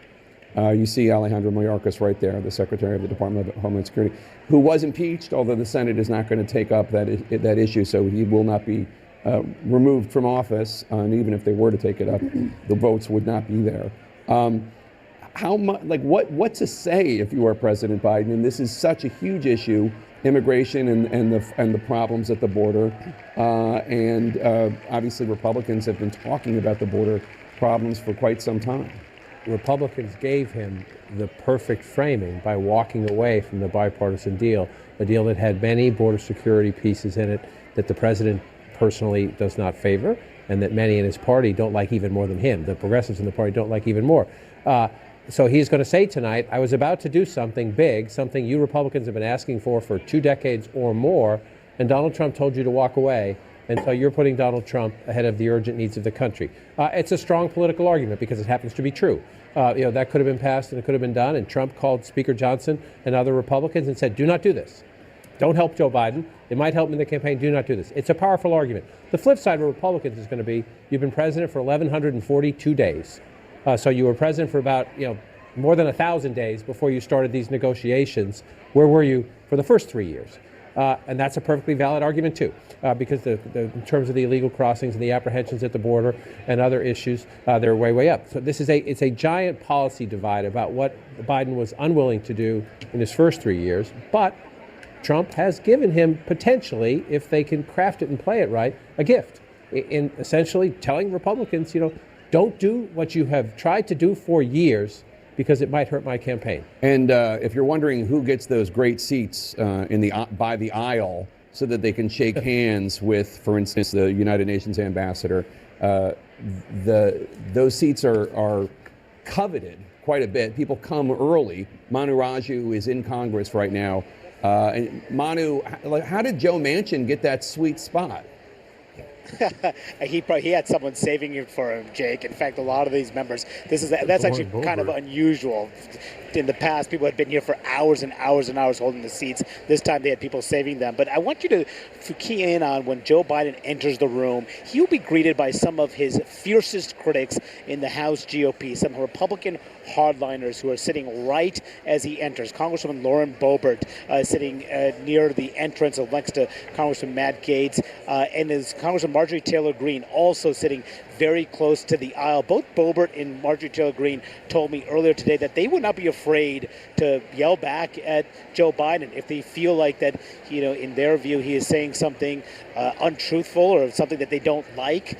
And Marjorie Taylor Greene, of course, was someone who said that Joe Biden was a liar during last year's State of the Union address, something that Speaker Mike Johnson absolutely does not want to see. So how will they greet the president when he enters? That's a question. When Joe Biden was just introduced, the First Lady, Marjorie Taylor Greene, was seated while the rest of the chamber was giving a standing ovation, Jake. Yeah, we should point out, just for fairness' sake, that Joe Biden was not lying about what he brought up when Congresswoman Marjorie Taylor Greene yelled liar. He had been saying that there were Republicans proposing sunsetting services like Medicare and Social Security, and there in fact were. But that was a deft moment for President Biden. Concerns about his acumen and alacrity notwithstanding, he was able to take that moment and ad lib and say, oh, so members of the Republican Party, you agree with me. Let's listen in for this big, big, big moment for President Biden. Mr. Speaker, the President of the United States.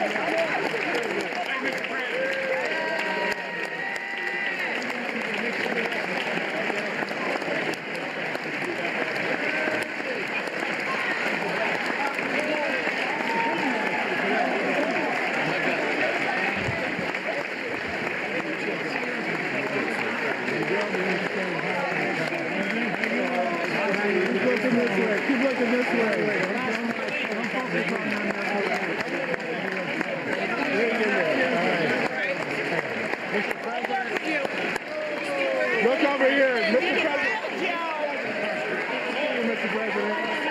Marjorie Taylor Greene right there. What's she gonna do? You say?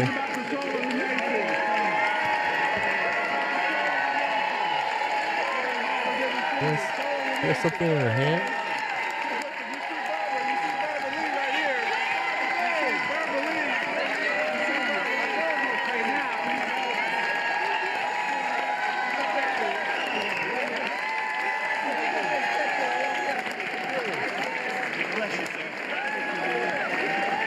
Marjorie Taylor Greene with her phone. I guess they all have a phone, but she's got a little something she's holding. I don't know what it is. Obviously, it says something. And she's got something on her skirt.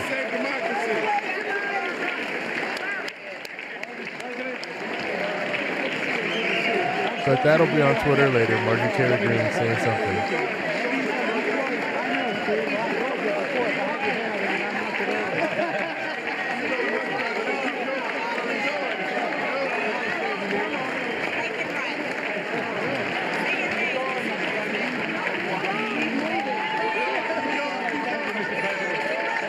He said something, I didn't hear it.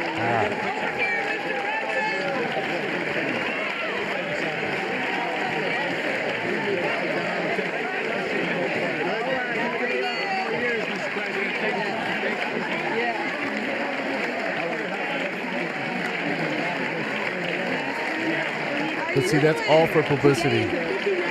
Marjorie Taylor Greene is just doing that so she can cause chaos. She can get on Twitter and have, her moment. But as far as legislation, nothing. I don't want to just pick on her, but some of these lawmakers are just there for publicity, and that's it. They're not there to actually help the American people. They're just there to cause problems, and it's sad. It really is.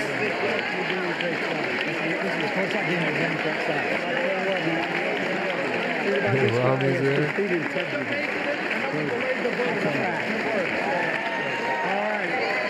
Now, Mitt Romney has already said he's not going to support former President Trump.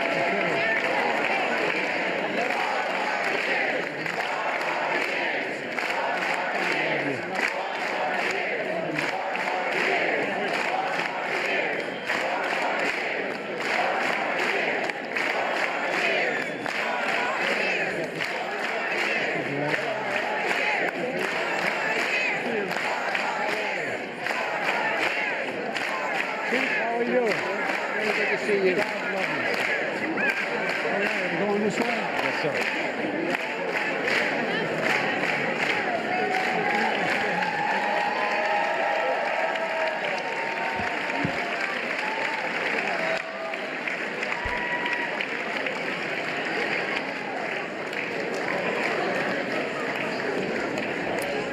So President Biden making his way down the aisle, greeting all sorts of members of Congress. You saw some people trying to say hi affectionately, some people challenging him for various reasons. He's greeting his the Joint Chiefs of Staff now. This is one of the great moments in American politics, watching the president, whoever he is, come down. You see all the branches of government. You see people in both major political parties. There is a common purpose. No matter what the nastiness that has been said, there is some degree, even during harsh political times, of fellowship and camaraderie. Jamie Gingo. So Casey was just talking earlier, and we've all been watching all of these people on the floor greeting him, and Casey made the comment that even in these polarized times, you see that kind of enthusiasm. I was just told that many House Republicans on the escort committee, those are the people who come in with the president, decline to have their photo taken in the traditional photo line. Yeah, no, it's obviously very harsh times, and look, you saw him walk in. And one of the more loud members of the Republican Party, Marjorie Taylor Greene, Congresswoman from Georgia, put on a MAGA hat. Which is not allowed. Which is not allowed. You're not allowed to do that, and I mean, according to the rules of the House and Senate. And she was wearing a pin referring to Biden's border crisis, quote unquote, and challenging him to say the name of Laken Riley, the University of Georgia student killed recently in a tragic incident, a murder by an undocumented Venezuelan immigrant. Here he is presenting copies of his State of the Union address to the Vice President and, of course, to the Speaker of the House. Let's listen. All right, here we go. Tony.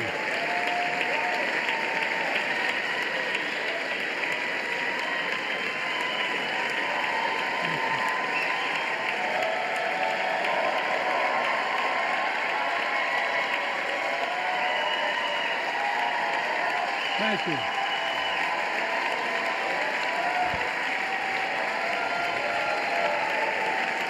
Really good.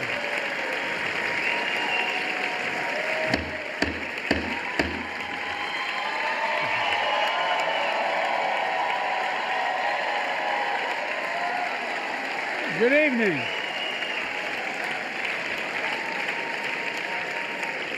Good evening. If I were smart, I'd go home now.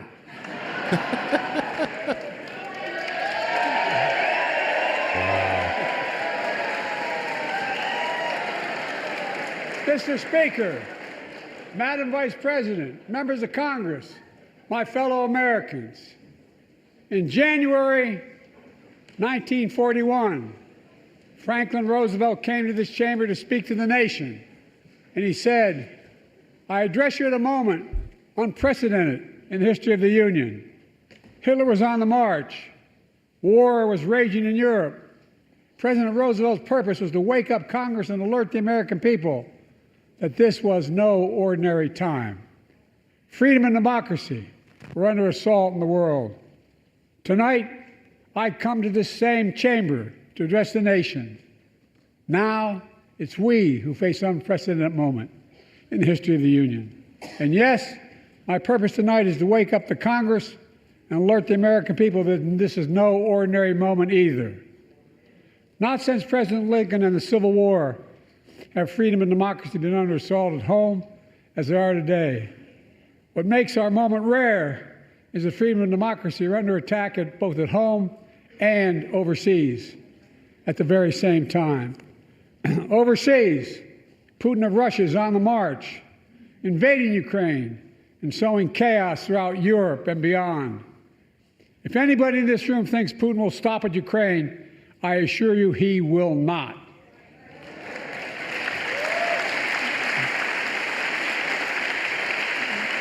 But Ukraine can stop Putin.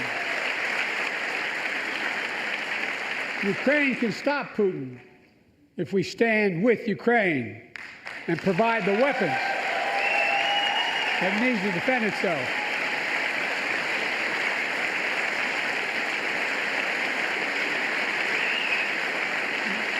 That is all. That is all Ukraine is asking. They're not asking for American soldiers. In fact, there are no American soldiers in war in Ukraine, and I'm determined to keep it that way. But now, assistance to Ukraine is being blocked by those who want to walk away from our world leadership. It wasn't long ago when a Republican president named Ronald Reagan thundered, "Mr. Gorbachev, tear down this wall."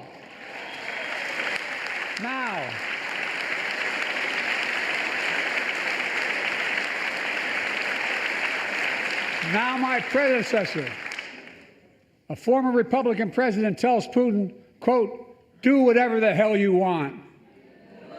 That's a quote. A former president actually said that, bowing down to a Russian leader. I think it's outrageous, it's dangerous, and it's unacceptable.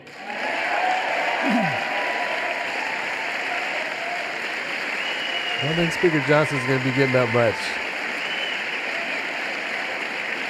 America is a founding member of NATO, the military alliance of democratic nations created after World War II to prevent war and keep the peace.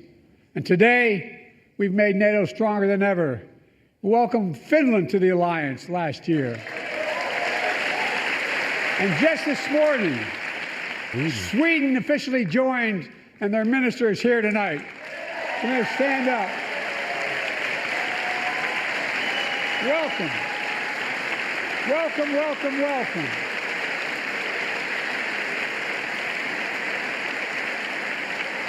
And they know how to fight. Mr. Prime Minister, welcome to NATO, the strongest military alliance the world has ever seen. I say this to Congress, we have to stand up to Putin. Send me a bipartisan national security bill. History is literally watching. History is watching. If the United States walks away, it will put Ukraine at risk. Europe is at risk. The free world will be at risk, emboldening others to do what they wish to do us harm. My message to President Putin, who I've known for a long time, is simple. We will not walk away.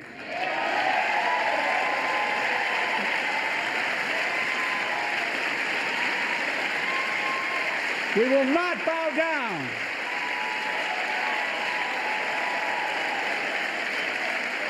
I will not bow down. In a literal sense, history is watching. History is watching. Just like history watched 3 years ago on January 6th, when insurrectionists stormed this very Capitol and placed a dagger to the throat of American democracy. Many of you were here on that darkest of days. We all saw with our own eyes the insurrectionists were not patriots. They'd come to stop the peaceful transfer of power, to overturn the will of the people. January 6th lies about the 2020 election and the plots to steal the election posed a gravest threat to U.S. democracy since the Civil War. But they failed. America stood.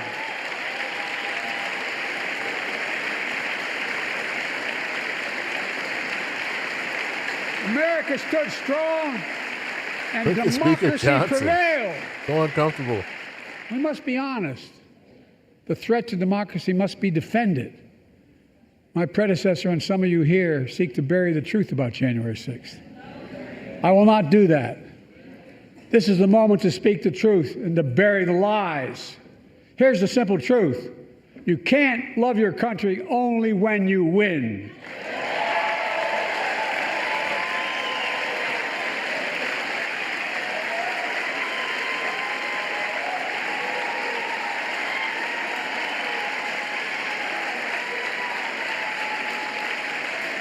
As I've done ever since being elected to office, I ask all of you, without regard to party, to join together and defend democracy. Remember your oath of office of defending against all threats, foreign and domestic. Respect free and fair elections. Restore trust in our institutions. And make clear political violence has absolutely no place in America, zero place. Again, it's not hyperbole to suggest history is watching. We're watching. Your children and grandchildren will read about this day and what we do. History is watching another assault on freedom. Joining us tonight is Latoya Beasley, a social worker from Birmingham, Alabama. 14 months ago, she and her husband welcomed a baby girl thanks to the miracle of IVF. She scheduled treatments to have that second child, but the Alabama Supreme Court shut down IVF treatments across the state, unleashed by a Supreme Court decision overturning Roe v. Wade. She was told her dream would have to wait. What her family had got through should never have happened. Unless Congress acts, it could happen again. So tonight, let's stand up for families like hers. To my friends across the aisle, don't keep this waiting any longer. Well, he'll stand up for this one, Speaker Johnson. Guarantee the right to ADF. Guarantee it nationwide. No.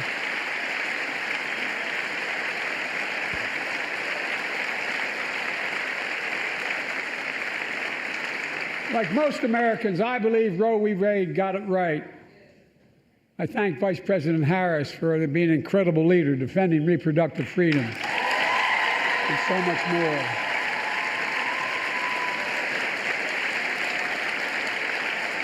Thank you. My predecessor came to office determined to see Roe v. Wade overturned. He's the reason it was overturned, and he brags about it. Look at the chaos that has resulted. Joining us tonight is Kate Cox, the wife and mother from Dallas. She's become pregnant again and had a fetus of a fatal condition. Her doctor told Kate that her own life and her ability to have children in the future were at risk if she didn't act. Because Texas law banned her ability to act, Kate and her husband had to leave the state to get what she needed. What her family got through should have never happened as well, but it's happening in too many others.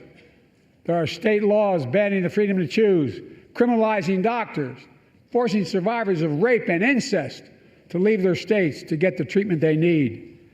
Many of you in this chamber and my predecessor are promising to pass a national ban on reproductive freedom. My God, what freedom else would you take away? Look, it's a decision to overturn Roe v. Wade. The Supreme Court majority wrote the following, and with all due respect, justices, women are not without electoral power. Electoral or political power. You're about to realize just how much you're right about that.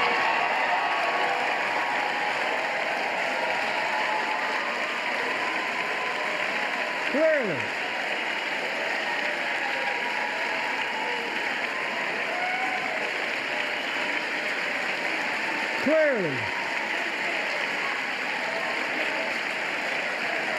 those bragging about overturning Roe v. Wade have no clue about the power of women.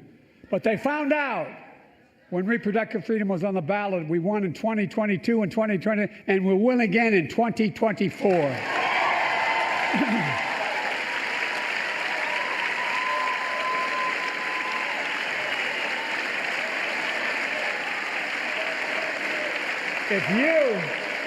If you, the American people, send me a Congress that supports the right to choose, I promise you, I'll restore Roe v. Wade as the law of the land again.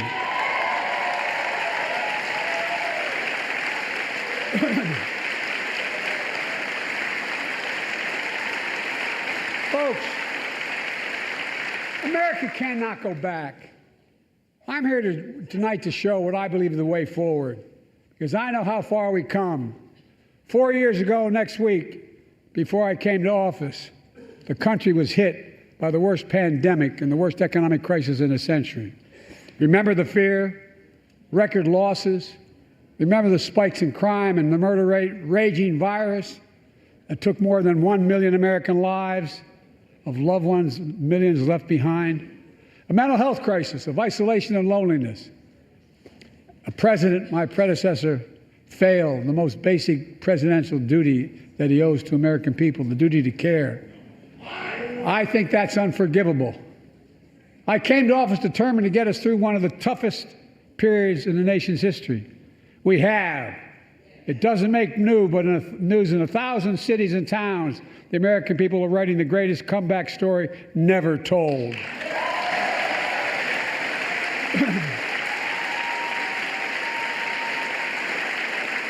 So let's tell the story here. Tell it here and now. America's comeback is building the future of American possibilities, building an economy from the middle out and the bottom up, not the top down, investing in all America, in all Americans, to make sure everyone has a fair shot, and we leave no one behind. The pandemic no longer controls our lives. The vaccines that saved us from COVID are now being used to beat cancer, turning setback into comeback. That's what America does. That's what America does.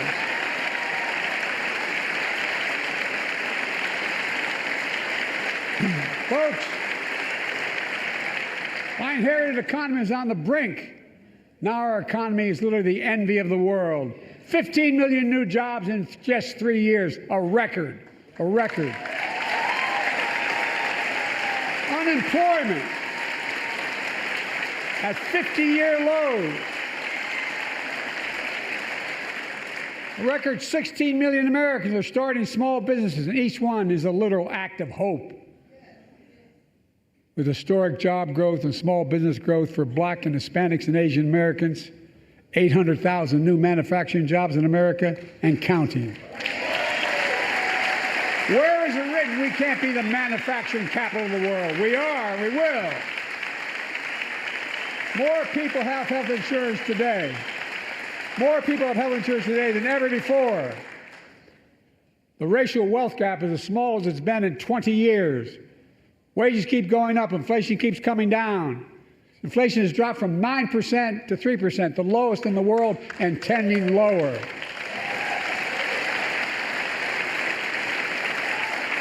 The landing is and will be soft. And now, instead of importing foreign products and exporting American jobs, we're exporting American products and creating American jobs. Right here in America, where they belong.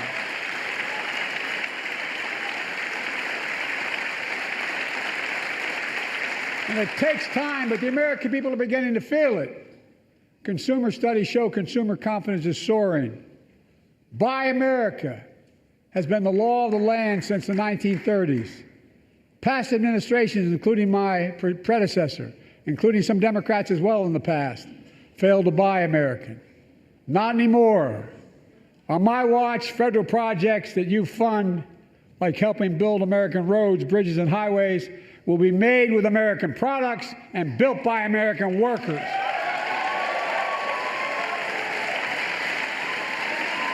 Creating good-paying American jobs.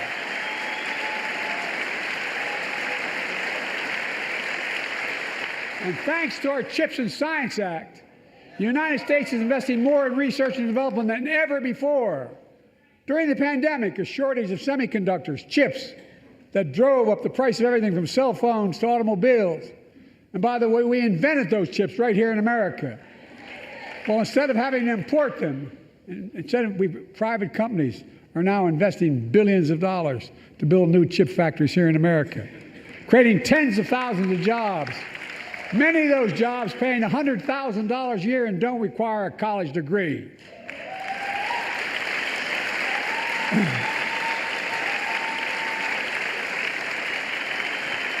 In fact, my policies have attracted $650 billion in private sector investment in clean energy, advanced manufacturing, creating tens of thousands of jobs here in America.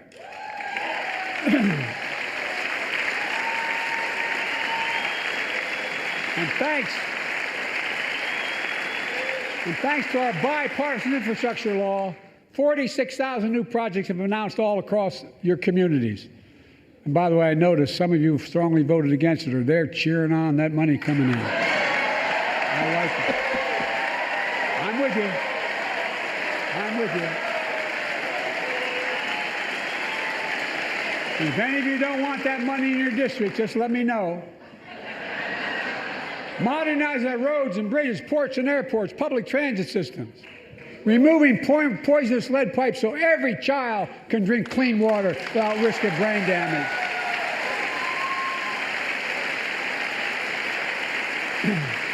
Providing affordable high-speed internet for every American, no matter where you live, urban, suburban, or rural communities, in red states and blue states. Record investments in tribal communities. Because of my investment in family farms, because I invested in family farms led by my Secretary of Agriculture, who knows more about this than anybody I know, we're better able to stay in the family for those farms and their children and grandchildren won't have to leave home to make a living. It's transformative. The great comeback story is Belvidere, Illinois, home to an auto plant for nearly 60 years. Before I came to office, the plant was on its way to shutting down. Thousands of workers feared for their livelihoods. Hope was fading. Then I was elected to office, and we raised the Belvidere repeatedly with auto companies, knowing unions would make all the difference. The UAW worked like hell to keep the plant open and get these jobs back, and together we succeeded. Instead of auto factories shutting down, auto factories reopening, a new state-of-the-art battery factories being built to power those cars there at the same.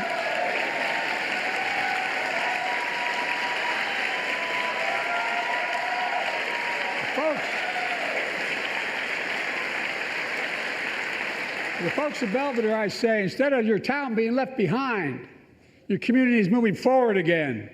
Because instead of watching auto jobs in the future go overseas, 4,000 union jobs with higher wages are building the future in Belvidere right here in America.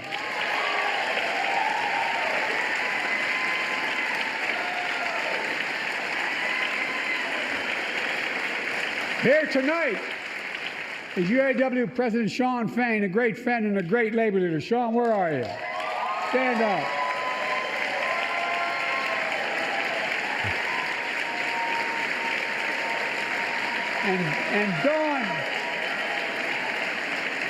And Dawn Sims, a third-generation worker, UAW worker at Belvidere.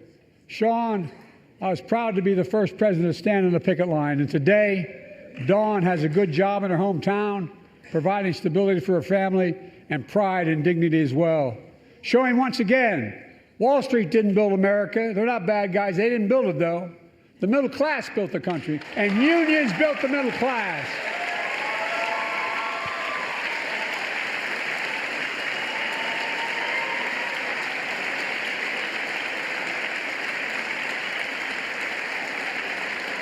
I say to the American people, when America gets knocked down, we get back up.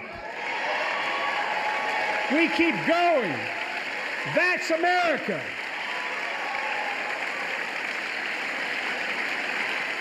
That's you, the American people. It's because of you America's coming back. It's because of you our future is brighter. It's because of you that tonight we can proudly say the state of our union is strong and getting stronger.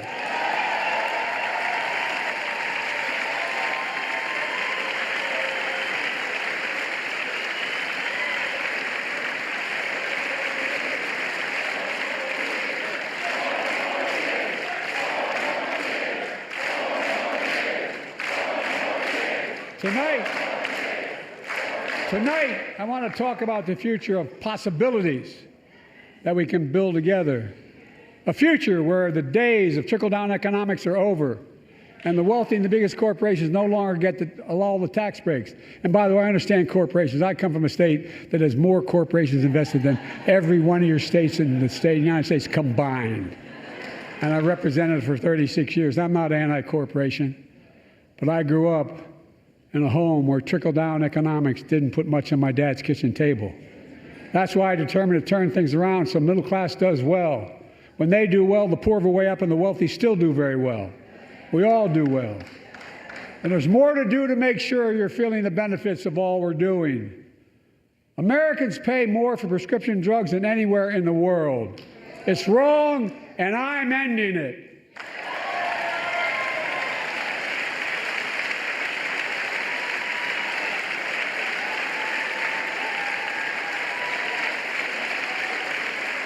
With the law that I proposed and signed, not one of you Republican buddies voted for it. We finally beat Big Pharma. Instead of paying $400 a month or thereabouts for insulin with diabetes, and it only costs $10 to make, they only get paid $35 a month now and still make a healthy profit. And I want to, but what to do next? I want to cap the cost of insulin at $35 a month for every American who needs it. Everyone.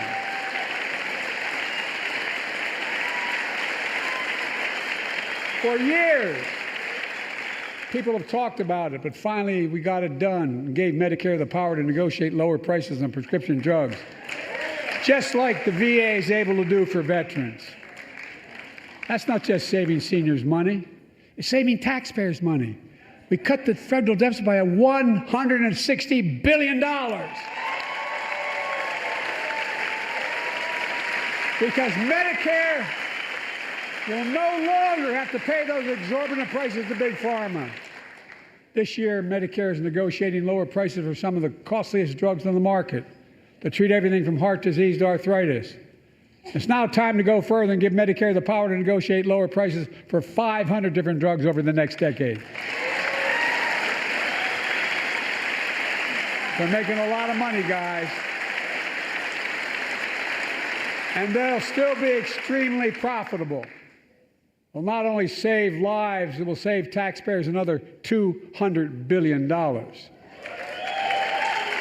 Starting next year, the same law caps total prescription drug costs for seniors on Medicare at $2,000 a year, even for expensive cancer drugs that cost $10,000, $12,000, $15,000. Now I want to cap prescription drug costs at $2,000 a year for everyone. Folks, I'm going to get in trouble for saying that, but if you want to get an Air Force One and fly to Toronto, Berlin, Moscow, even Moscow probably. And bring your prescription with you, and I promise you I'll get it for you for 40% the cost you're paying now. Same company, same drug, same place. Folks, the Affordable Care Act, the old Obamacare, it's still a very big deal.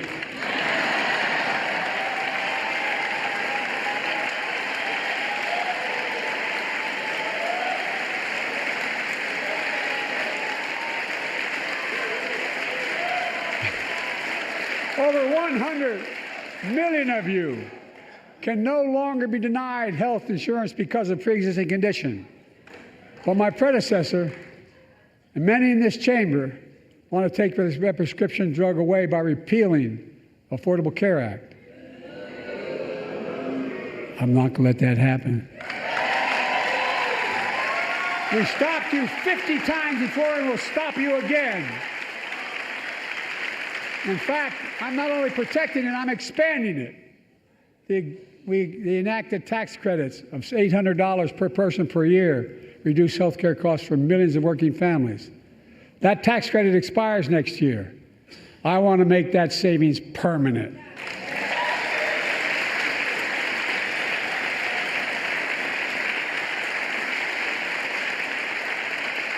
To state the obvious, women are more than half our population. But research on women's health has always been underfunded. That's why we're launching the first ever White House initiative on women's health research, led by Jill, doing an incredible job as First Lady.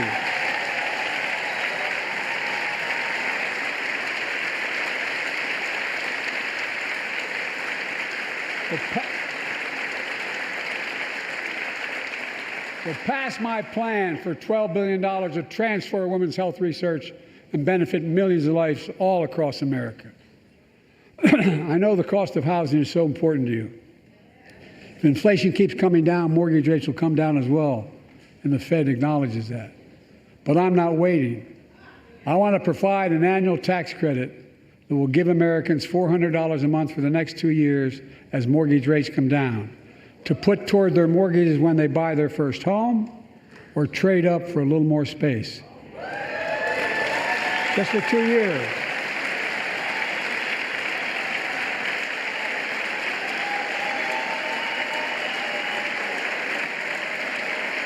And my administration is also eliminating title insurance on federally backed mortgages. When you refinance your home, you can save $1,000 or more as a consequence. For millions of renters, we're cracking down on big landlords who use antitrust law, who break antitrust laws by price fixing and driving up rents. We've cut red tape so builders can get federally financing, which is already helping build a record 1.7 million new housing units nationwide. Now pass and build and renovate 2 million affordable homes and bring those rents down.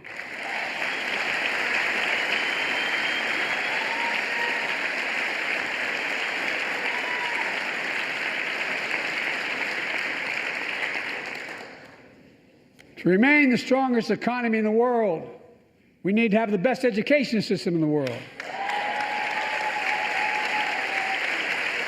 And I suspect all of you, want to give every child, a good start by providing access to preschool for 3 and 4 years old. You know, I think I pointed out last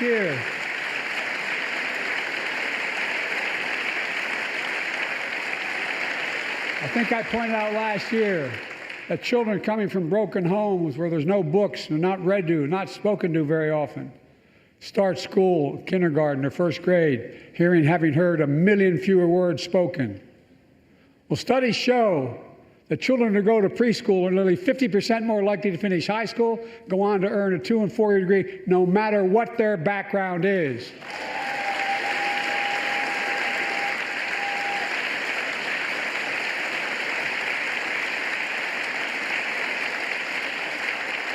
I met a year and a half ago with the leaders of the Business Roundtable. They were mad that they were angry. I think, well, they were discussing why I wanted to spend money on education. I pointed out to them, as vice president, I met with over 182 of those folks. Don't hold me to the exact number. And I asked them what they need most, the CEOs.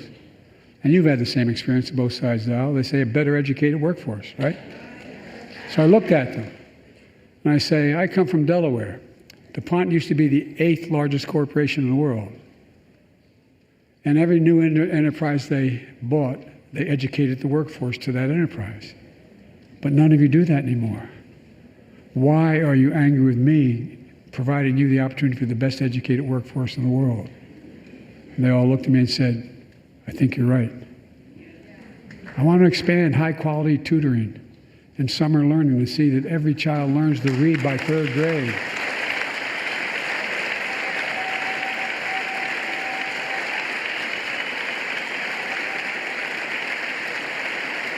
I'm also connecting local businesses and high schools so students get hands-on experience and a path to a good-paying job, whether or not they go to college. And I want to make sure the college is more affordable. Let's continue increasing the Pell Grants to working and middle-class families and increase record investments in HBCUs and minority-serving institutions, including Hispanic institutions.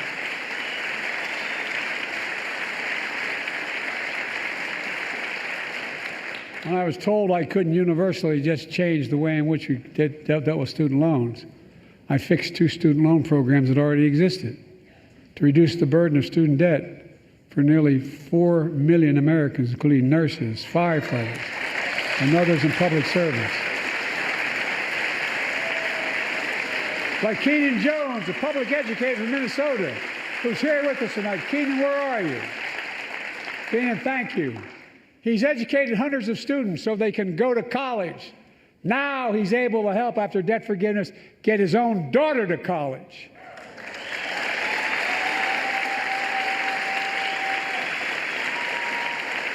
And folks, look,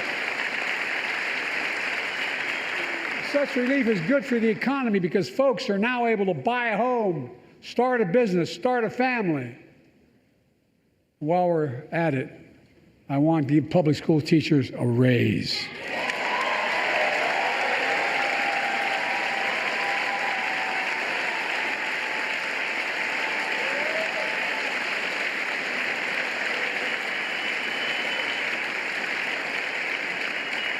And by the way, the first couple of years, we cut the deficit.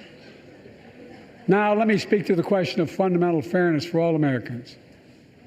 I've been delivering real results in fiscally responsible ways. We've already cut the federal deficit. We've already cut the federal deficit over $1 trillion. I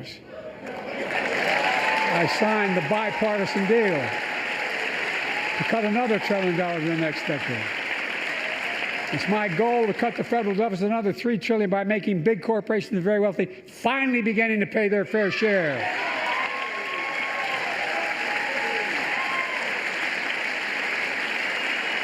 Look, I'm a capitalist. If you want to make or can make $1 million or millions of bucks, that's great. Just pay your fair share in taxes. A fair tax code is how we invest things to make this country great. Healthcare, education, defense, and so much more. But here's the deal. The last administration enacted a $2 trillion tax cut, overwhelmingly benefit the top 1%, the very wealthy and the biggest corporations, and exploded the federal deficit. They added more to the national debt than any presidential term in American history. Check the numbers. Folks at home, does anybody really think the tax code is fair? Do you really think the wealthy and big corporations need another $2 trillion tax break? I sure don't. I'm going to keep fighting like hell to make it fair. Under my plan, nobody earning less than $400,000 a year will pay an additional penny in federal taxes. Nobody, not one penny. And they haven't yet. In fact, the child tax credit I passed during the pandemic cut taxes for millions of working families and cut child poverty in half. Restore that child tax credit. No child should go hungry in this country. The way to make the tax code fair is to make big corporations and the very wealthy begin to pay their fair share. Remember in 2020, 55 of the biggest companies in America made $40 billion and paid zero in federal income tax. Zero. Not anymore. Thanks to the law I wrote and we signed, big companies have to pay a minimum of 15%. But that's still less than working people pay in federal taxes. It's time to raise corporate minimum tax to at least 21%.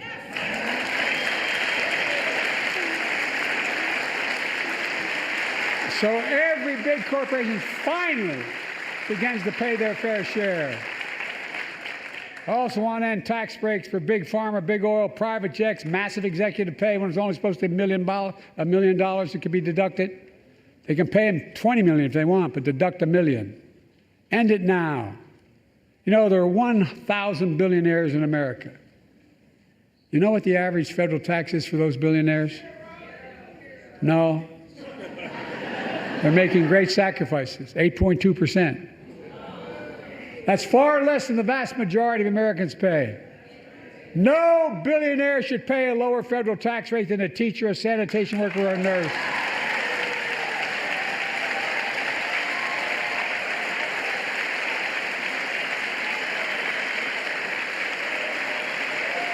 I propose a minimum tax for billionaires of 25%, just 25%. You know what that would raise?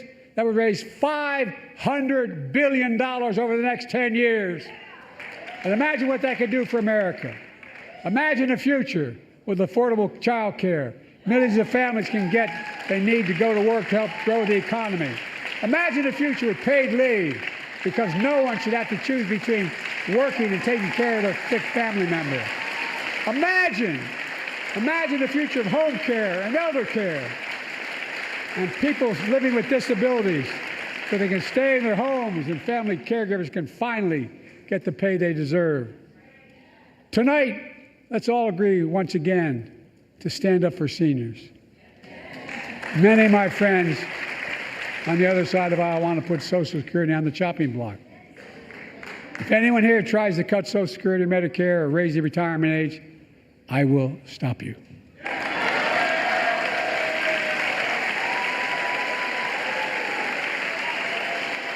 The working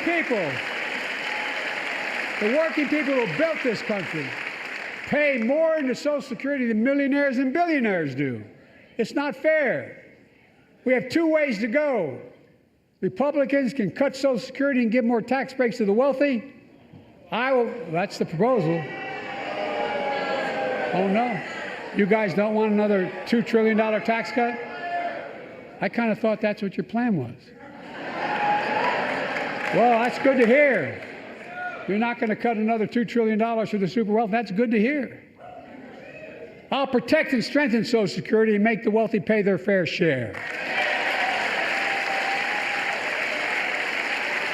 Look,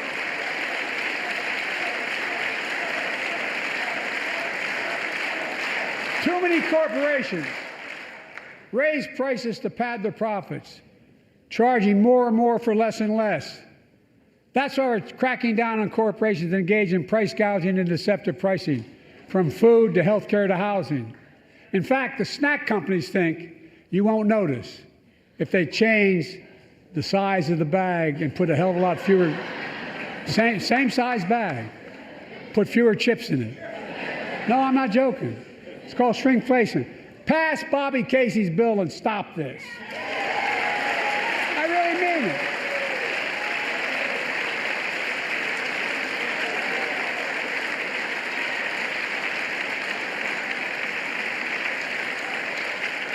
You probably all saw that commercial on Snickers bars. You get charged the same amount, and you got about, 10% fewer Snickers in it. Look, I'm also getting rid of junk fees, those hidden fees at the end of your bill that are there without your knowledge. My administration announced we're cutting credit card late fees from $32 to $8.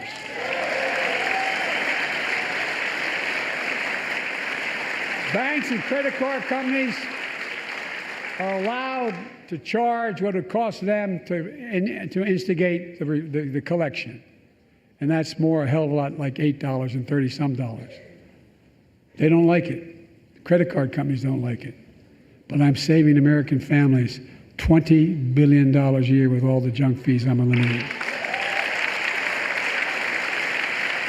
Folks at home, that's why the banks are so mad. It's $20 billion in profit. I'm not stopping there. My administration has proposed rules to make cable, travel, utilities, and online ticket sellers tell you the total price up front so there are no surprises. It matters. It matters. And so does this. In November, my team began serious negotiation with a bipartisan group of senators. The result was a bipartisan bill with the toughest set of border security reforms we've ever seen. Oh, you don't think so? Oh, you don't like that bill, huh? That conservatives got together and said it was a good bill? I'll be darned. That's amazing. That bipartisan bill would hire 1,500 more security agents and officers, 100 more immigration judges to help tackle the backload of 2 million cases, 4,300 more asylum officers, and new policies so they can resolve cases in 6 months instead of 6 years now.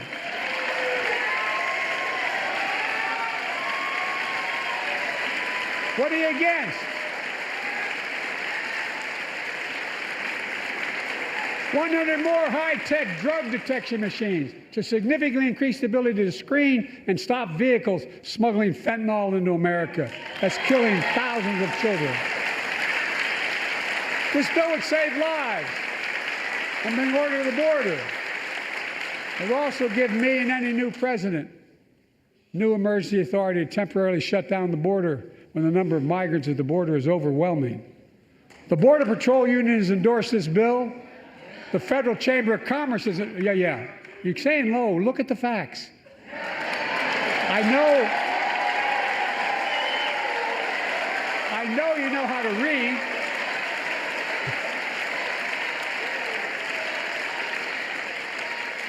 I believe that given the opportunity for a majority in the House and Senate would endorse the bill as well, a majority right now.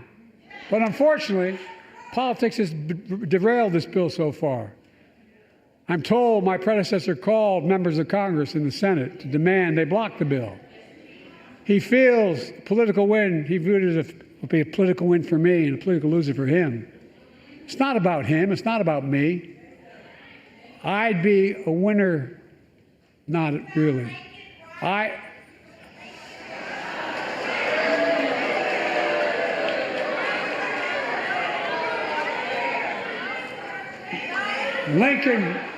Lincoln Riley, an innocent young woman who was killed by an illegal.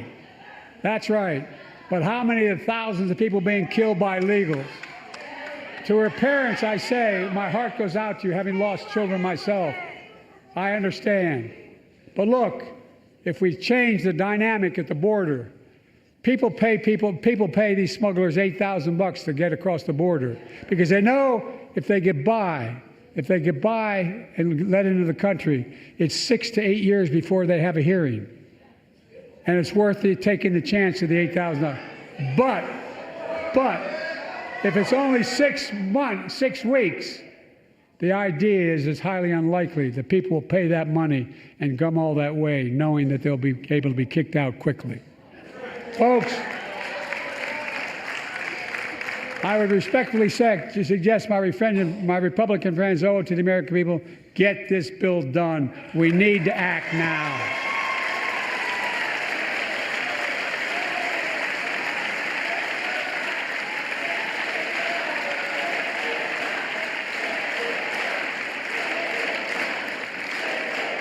And if my predecessor is watching, instead of paying politics and pressuring members of Congress to block the bill, join me in telling the Congress to pass it. We can do it together. But that's what here's what he will not do. I will not demonize immigrants saying they are poison in the blood of our country. I will not separate families. I will not ban people because of their faith. Unlike my predecessor on my first day in office, I introduced a comprehensive bill to fix our immigration system. Take a look at it. It has all these and more. Secure the border. Provide a pathway to citizenship for dreamers. And so much more. But unlike my predecessor, I know who we are as Americans. We're the only nation in the world with a heart and soul that draws from old and new. Home to Native Americans whose ancestors have been here for thousands of years. Home to people of from every place on earth. They came freely. Some came in chains. Some came when famine struck, like my ancestral family in Ireland. Some to flee persecution, to chase dreams that are impossible anywhere but here in America. That's America. And we all come from somewhere, but we're all Americans.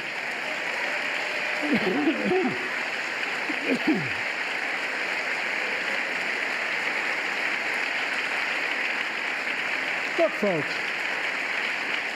we have a simple choice. We can fight about fixing the border, or we can fix it. I'm ready to fix it. Send me the border bill now.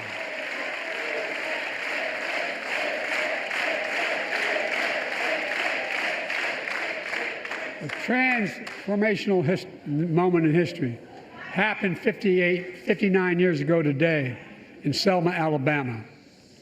Hundreds of foot soldiers for justice marched across the Edmund Pettus Bridge, named after the Grand Dragon of the Ku Klux Klan, to claim their fundamental right to vote. They were beaten, they were bloody, and left for dead. Our late friend and former colleague, John Lewis, was on that march. We miss him.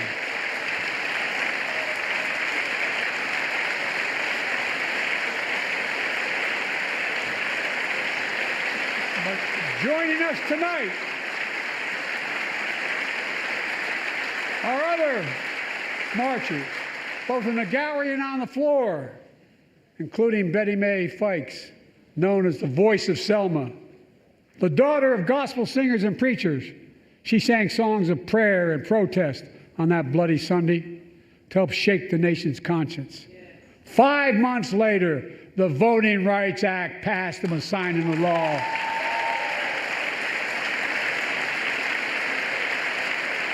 Thank you. Thank you, thank you, thank you.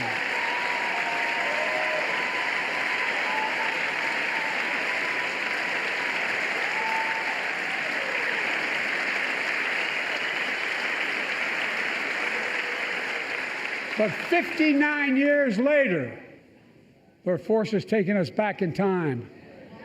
Voter suppression, election subversion, unlimited dark money, extreme gerrymandering. John Lewis is a great friend to many of us here. But if you truly want to honor him and all the heroes who marched with him, then it's time to do more than talk. Pass the Freedom to Vote Act, the John Lewis Voting Rights Act.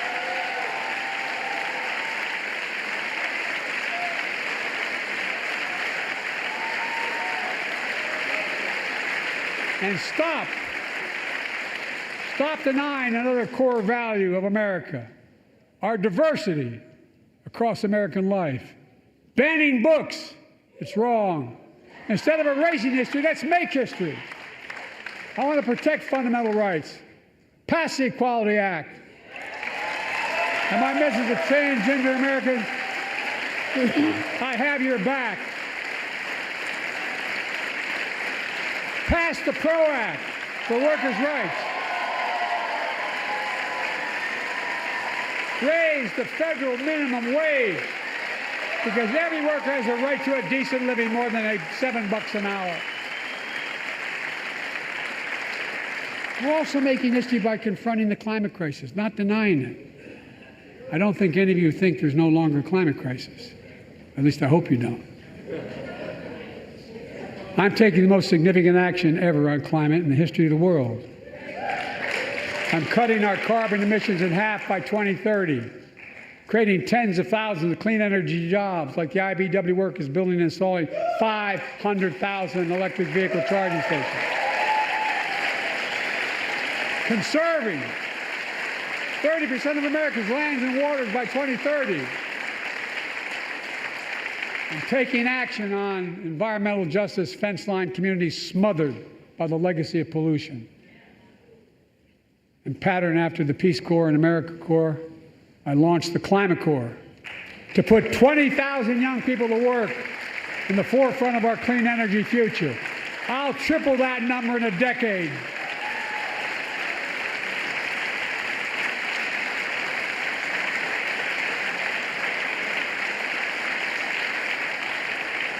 To state the obvious, all Americans deserve the freedom to be safe.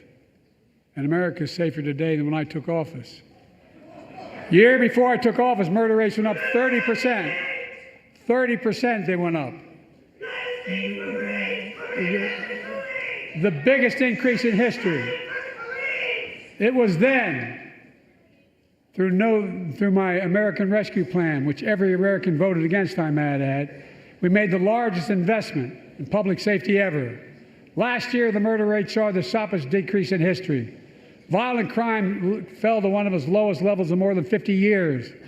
But we have more to do. We have to help cities invest in more community police officers, more mental health workers, more community violence intervention. Give communities the tool to crack down on gun crime, retail crime, and carjacking. Keep building trust, as I've been doing by taking executive action on police reform and calling for it to be the law of the land. Directing my cabinet to review the federal classification of marijuana and expunging thousands of convictions for the mere possession, because no one should be jailed for simply using or having on their record. Take on crimes of domestic violence. I'm ramping up the federal enforcement of the Violence Against Women Act that I proudly wrote when I was a senator, so we can finally end the scourge against women in America.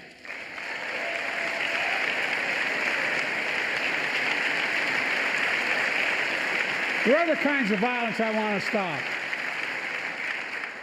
With us tonight is Jasmine, whose 9-year-old sister Jackie was murdered with 21 classmates and teachers in elementary school in Uvalde, Texas. Very soon after that happened, Jill and I went to Uvalde for a couple of days. We spent hours and hours with each of the families. We heard their message, so everyone in this room, in this chamber, could hear the same message. The constant refrain, and I was there for hours meeting with every family. They said, do something. Do something. Well, I did do something by establishing the first ever Office of Gun Violence Prevention in the White House, that the Vice President is leading the charge. Thank you for doing it. Meanwhile,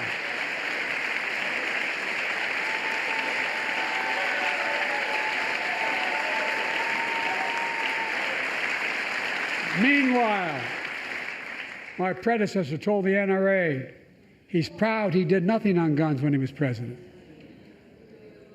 Oh. After another shooting in Iowa recently, he said, when asked what to do about it, he said, just get over it. There's his quote, just get over it. I say, stop it. Stop it, stop it, stop it.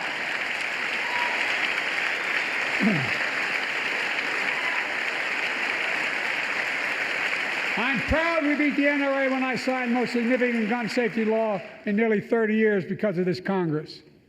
We now must beat the NRA again.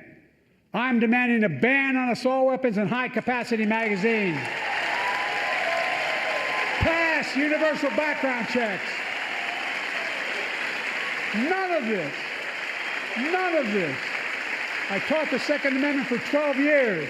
None of this violates the Second Amendment or vilifies responsible gun owners.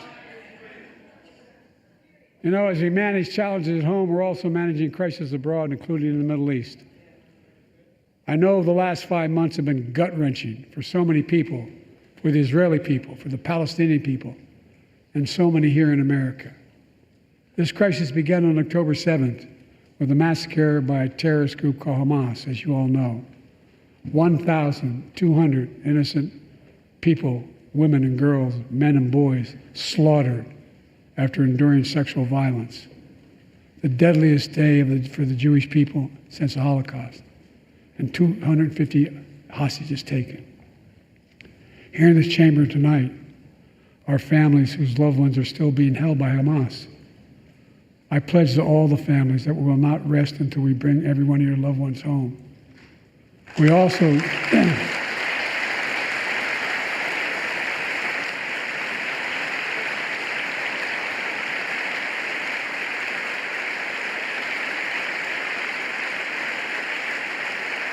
We will also work around the clock to bring home Evan and Paul, Americans being unjustly detained by the Russians and others around the world. Israel has the right to go after Hamas. Hamas ended this conflict by releasing hostages, laying down arms, could end it by releasing the hostages, laying down arms, and surrendering those responsible for October 7th. But Israel has Israel has an added burden because Hamas hides and operates among the civilian population like cowards, under hospitals, daycare centers, and all the like. Israel also has a fundamental responsibility, though, to protect innocent civilians in Gaza.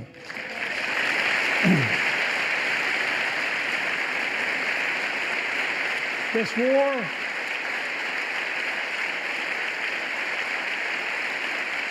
has taken a greater toll on innocent civilians than all previous wars in Gaza combined. More than 30,000 Palestinians have been killed, most of whom are not Hamas. Thousands and thousands of innocents, women and children, girls and boys, also orphaned. Nearly 2 million more Palestinians under bombardment or displacement. Homes destroyed, neighborhoods in rubble, cities in ruin. Families without food, water, medicine. It's heartbreaking.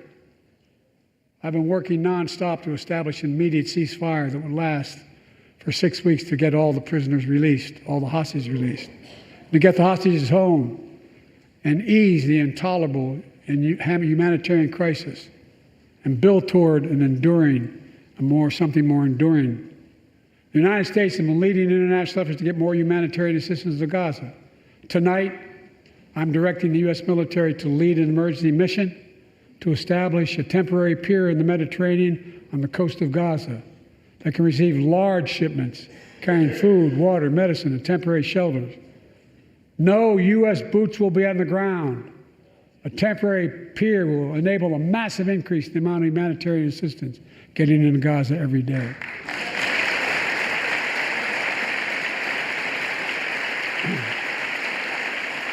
And Israel must do its part. Israel must allow more aid into Gaza to ensure humanitarian workers aren't caught in the crossfire. And they're announcing they're going to have a crossing in northern Gaza. To the leadership of Israel, I say this: humanitarian assistance cannot be a secondary consideration or a bargaining chip. Protecting and saving innocent lives has to be a priority. As we look to the future, the only real solution to the situation is a two-state solution over time.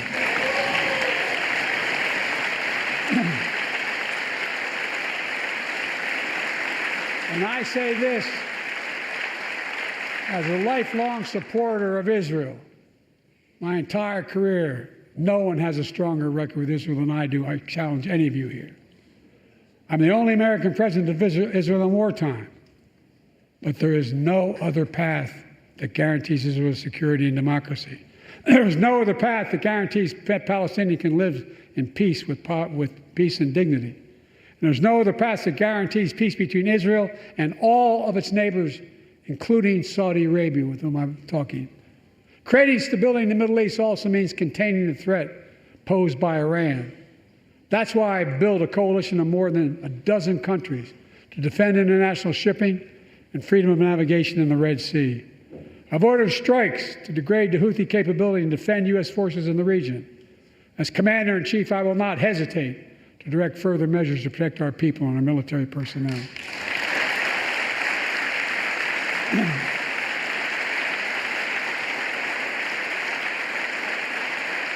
For years, I've heard many of my Republican and Democratic friends say that China is on the rise and America's falling behind. They've got it backwards. I've been saying it for over 4 years, even when I wasn't president. America's rising. We have the best economy in the world. And since I've come to office, our GDP is up, our trade deficit with China is down to the lowest point in over a decade. And we're standing up against China's unfair economic practices. We're standing up for peace and stability across the Taiwan Straits. I've revitalized our partnership and alliance in the Pacific. India, Australia, Japan, South Korea, Pacific Islands. I've made sure that the most advanced American technologies can't be used in China, not allowing to trade them there. Frankly, for all this tough talk on China, it never occurred to my predecessor to do any of that.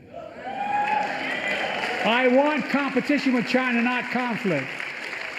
And we're in a stronger position to win the conflict of the 21st century against China than anyone else, for that matter, than any time as well.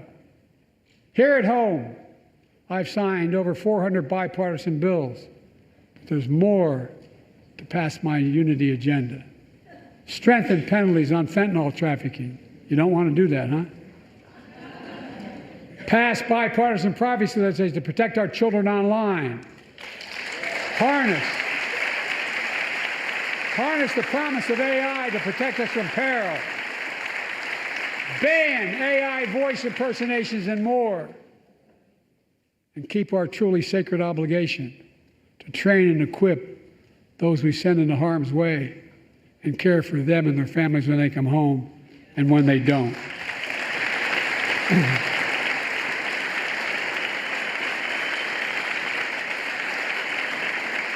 That's why the song Support and Help of Dennis and the VA, I signed the PACT Act. One of the most significant laws ever, helping millions of veterans exposed to toxins who now are battling more than 100 different cancers. Many of them don't come home, but we owe them and their families support.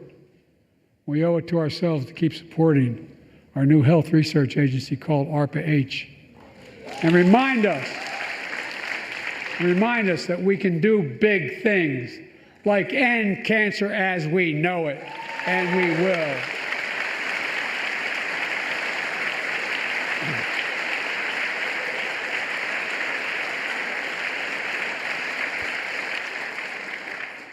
Let me close with this. Yay.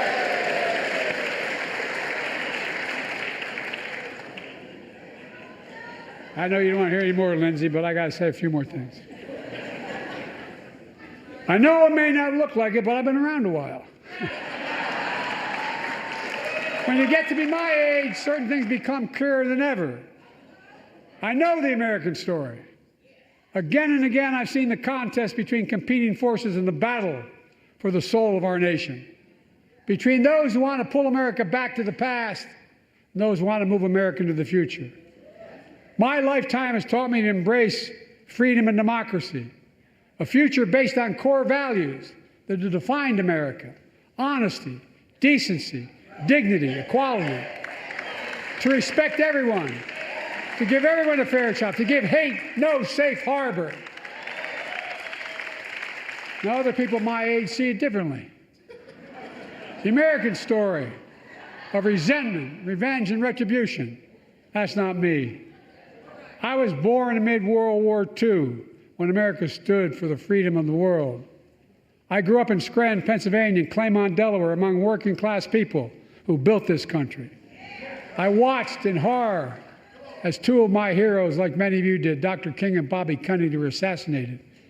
And their legacies inspired me to pursue a career in service.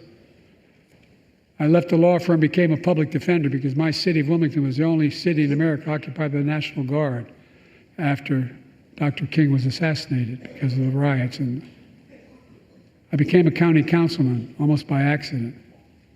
I got elected to the United States Senate when I had no intention of running at age 29. Then vice president to our first black president. Now president to the first women vice president.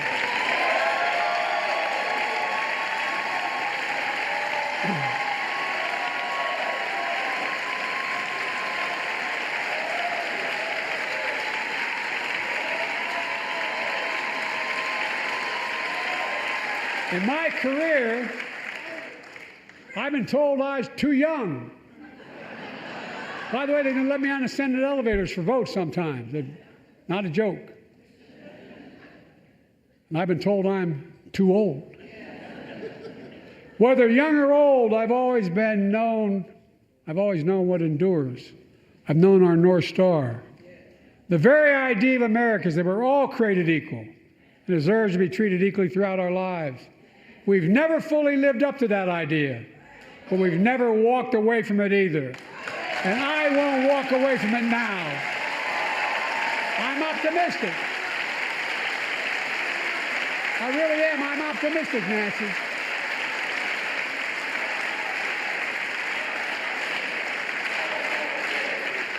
My fellow Americans, the issue facing our nation isn't how old we are, it's how old are our ideas.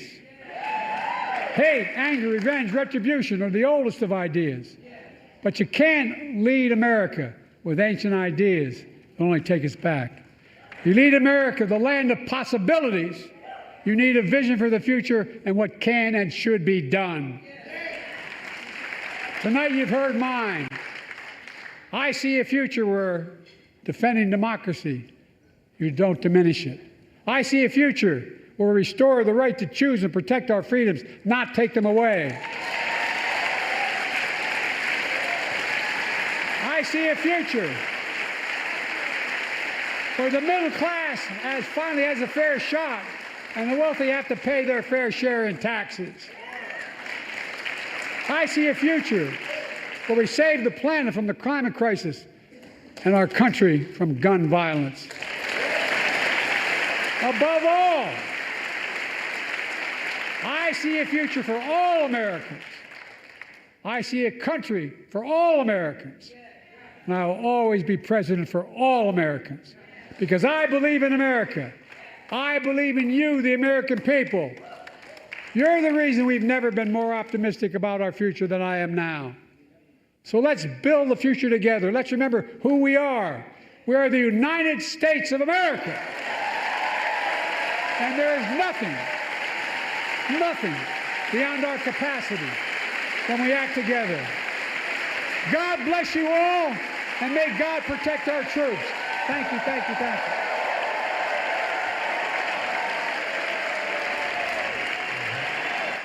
you. All righty. That was long. That was what, an hour and 34 minutes. So I want you guys to let me know what you guys think about his speech, State of the Union. I counted one time that Speaker Johnson stood up and clapped, and that was during the bringing the hostages home. But other than that, he did not stand up, and he clapped a few times for a few different things, but it's kind of like clapping under the table. So I thought that was interesting. Let's just go over some of the stuff that they talked about. They did talk about Social Security, so that was good. I say they. He did talk about Social Security, so that was good. I'll talk about that in a second. But anyway, so he talked about foreign policy, he talked about Ukraine funding, he talked about January 6th, talked about IVF, reproductive freedom, talked about the pandemic, and can't even read my writing here. And the American comeback, talked about the economy, infrastructure bill, CHIPS Act. I talked about unions, talked about the UAW, so you talked about the auto industry. Talked about Medicare and cutting more prescription medication in the future. He was talking about 500. That's what he wants to do. He talked about inflation. He talked about the now, what's interesting here is he's talking about a tax credit that's $400 for homeowners. That's very interesting. I don't know how that's going to work. And all of these things that he's talking about, and what we have to understand, I'll keep it on this screen. But all of the stuff that he's talking about, this is, in the State of the Union, this is a wish list. This is what he wants Congress to pass, because Congress has to pass these things. All of these things have a price tag to them. There's money attached to this. You can't do anything without money. And so you need Congress. Congress, they carry the purse. And so they're the ones that have to move this legislation forward. Now, it's not a good sign when you're seeing the speaker sitting right behind you, not standing up, very rarely, applauding for anything that you're saying. And so the speaker has the power to not do any of this. And so that's the sad part about the situation. You can have the president come out and say all of these things that he wants to do, but it has to go through Congress and it has to go through the speaker. And if the speaker doesn't want to move any of this forward, the speaker won't move any of this stuff forward. And so you guys just let me know how you thought Speaker Johnson looked throughout this whole speech. He didn't look like he was really enthusiastic about anything. The only thing he stood up for were bringing the hostages home. Okay. So he's also talking about bringing down rental prices. He talked about education. He talked about raising salaries for teachers. He talked about taxes, taxing corporations, bringing their taxes up to 25%. Then he talked about Social Security. Now, when he talked about Social Security, what I wanted to hear him talk about more is what proposal do you support? Okay, what proposals do you support? He didn't really talk about that. He talked about protecting Social Security, not cutting Social Security. That's kind of the norm. You'll hear politicians talk about that, but I wanted him to go further and talk more about more on the expansion side of Social Security, more on the I support the Social Security 2100 Act, or I support this proposal. We didn't hear that. He talks about shrinkflation, which I thought was interesting. And I guess there is a bill, which I need to look more into, bill to do away or to get rid of this whole shrinkflation thing.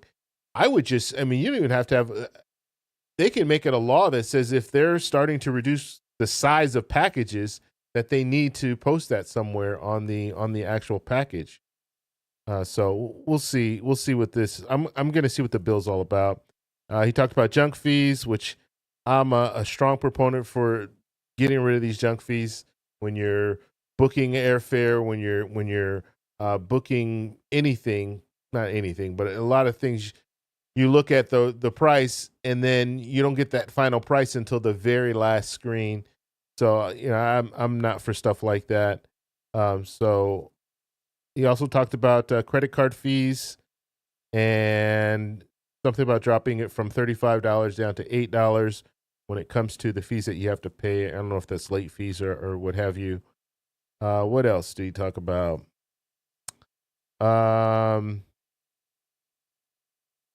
Talked about immigration. He talked about the Voting Rights Act. He talked about the Freedom to Vote Act. And he talked about minimum wage, raising the minimum wage. He talked about climate change, crime, ban on assault weapons, and a push for background checks. And then he talked about the Middle East and what's going on in Gaza. And then he talked about his age. So he ended with his age, which is probably the big thing that people are focused on right now. I mean, there are a lot of different issues that people are focused on, but one of those issues is his age. So he did end with that. So I want to know what you guys think about, how do you think his speech went? I think it was very long. I think he got out he talked about a lot of the issues that we're hearing about right now, especially when it comes to immigration, especially when it comes to Social Security, when it comes to what's going on in Gaza. He talked about a lot of those different issues. There were some disruptions in the audience, not very many, but you did hear someone yelling. I don't know what they were yelling, but you heard someone yelling in the background.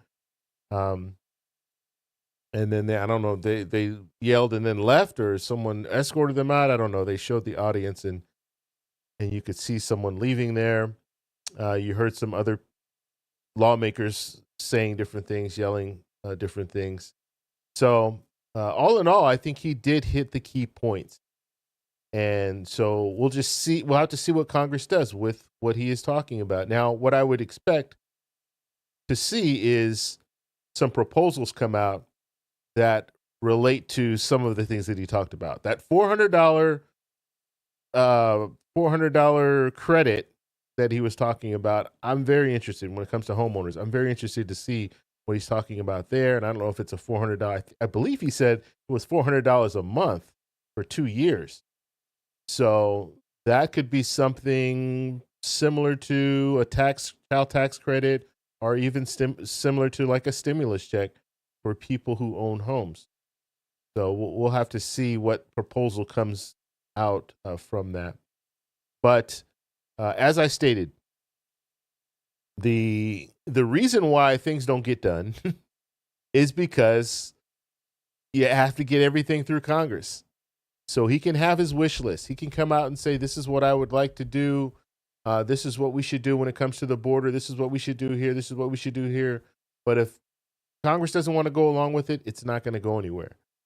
And so it's up to, if you hear things that the president's saying and you say, you know what, that sounds good, I would like that for them to do that, then you need to put pressure on Congress. I did a video earlier today where I was talking about, we need to be pressuring Congress. We need to be pressuring our congresspeople, our representative, our senators. We need to apply pressure to them. One way you can apply pressure is by going to the town halls and letting them know exactly how you feel when it comes to Social Security, when it comes to any of the issues that are out there. Let them know how you feel about it. And then, as well as letting them know how you feel about it, vote that way.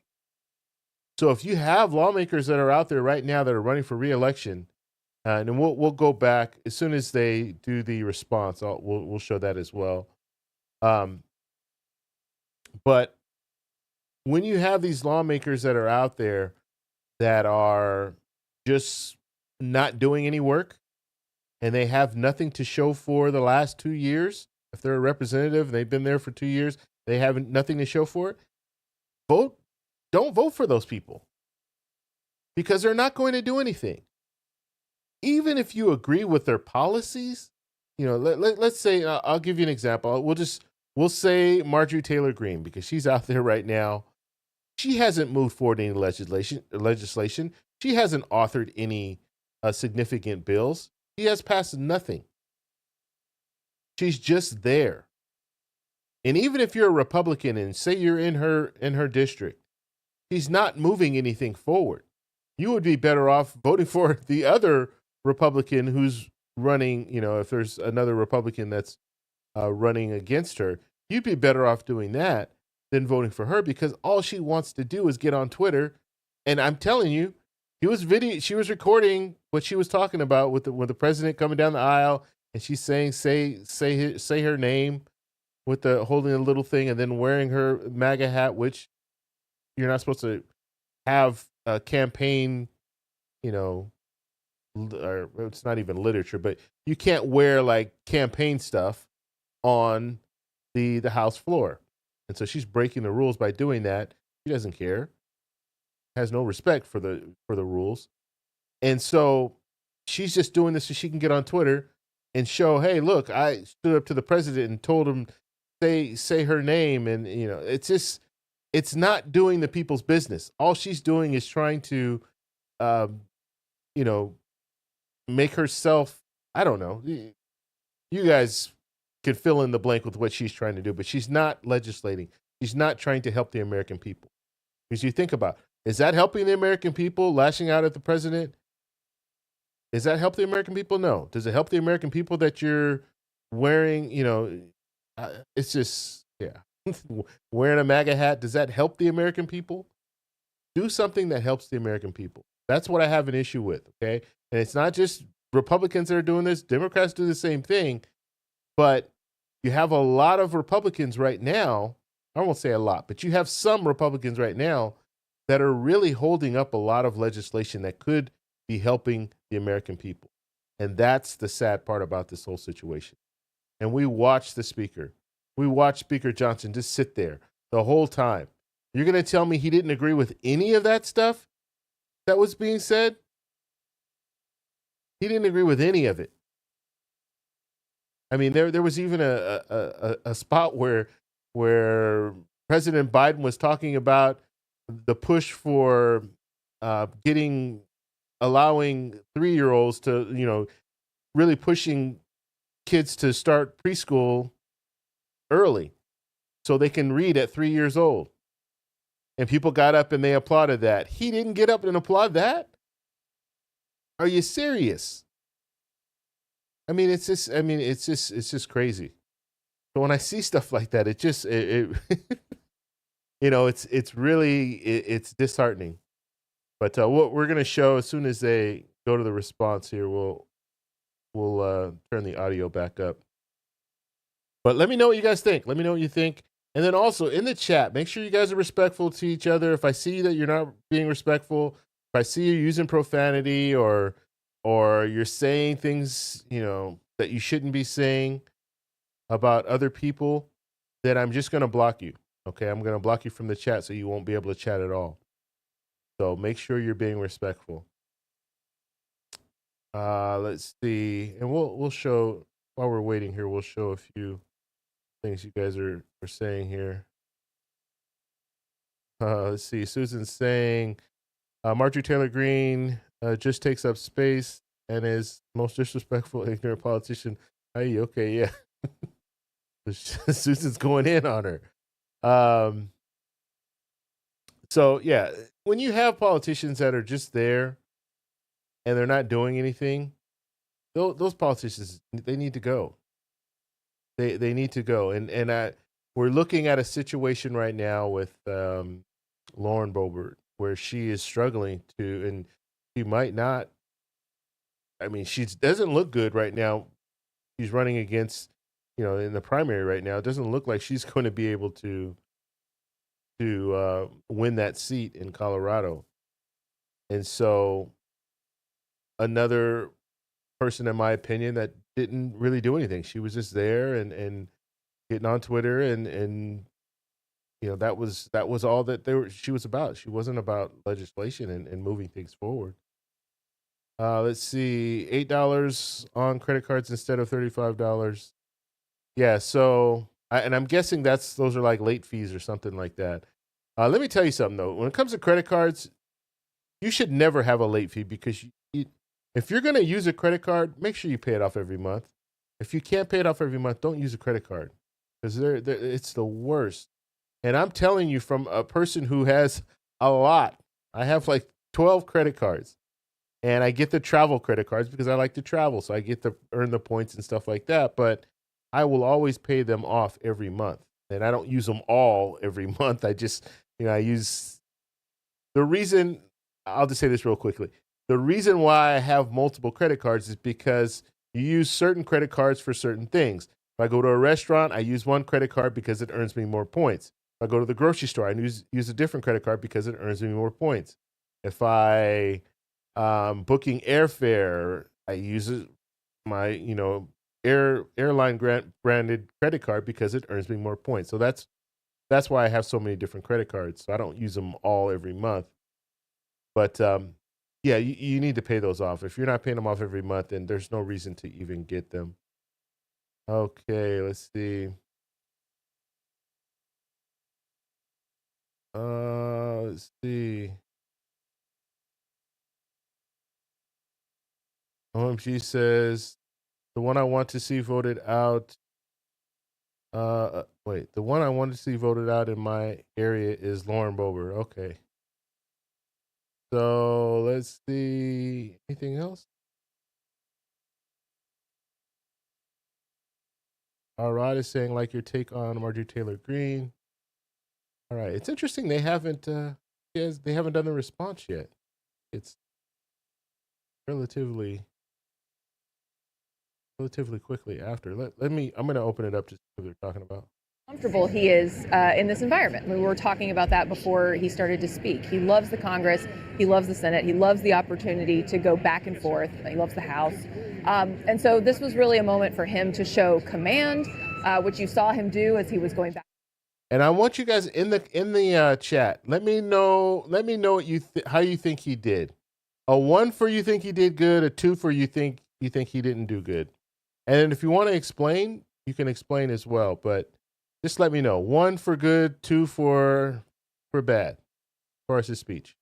Trump and the Republicans as weak. I mean, he said, right at the top, we're not going to bow down in talking about supporting Ukraine. And not bow down, like in all caps, right? Right? We're not going to. Yeah. It was really, he did a lot to sort of frame the Republican position on a lot of issues as weak. He obviously, he talked about you can't only love your country when you win. And so I thought it was interesting that he kind of wove that, narrative through the speech, because that's obviously, that's an important piece of kind of the case that he's making. And you, Evan, having chronicled his career and spent so much time with him in recent days, back to your description in that time, right, that you felt his mind was there, but his voice was clouded.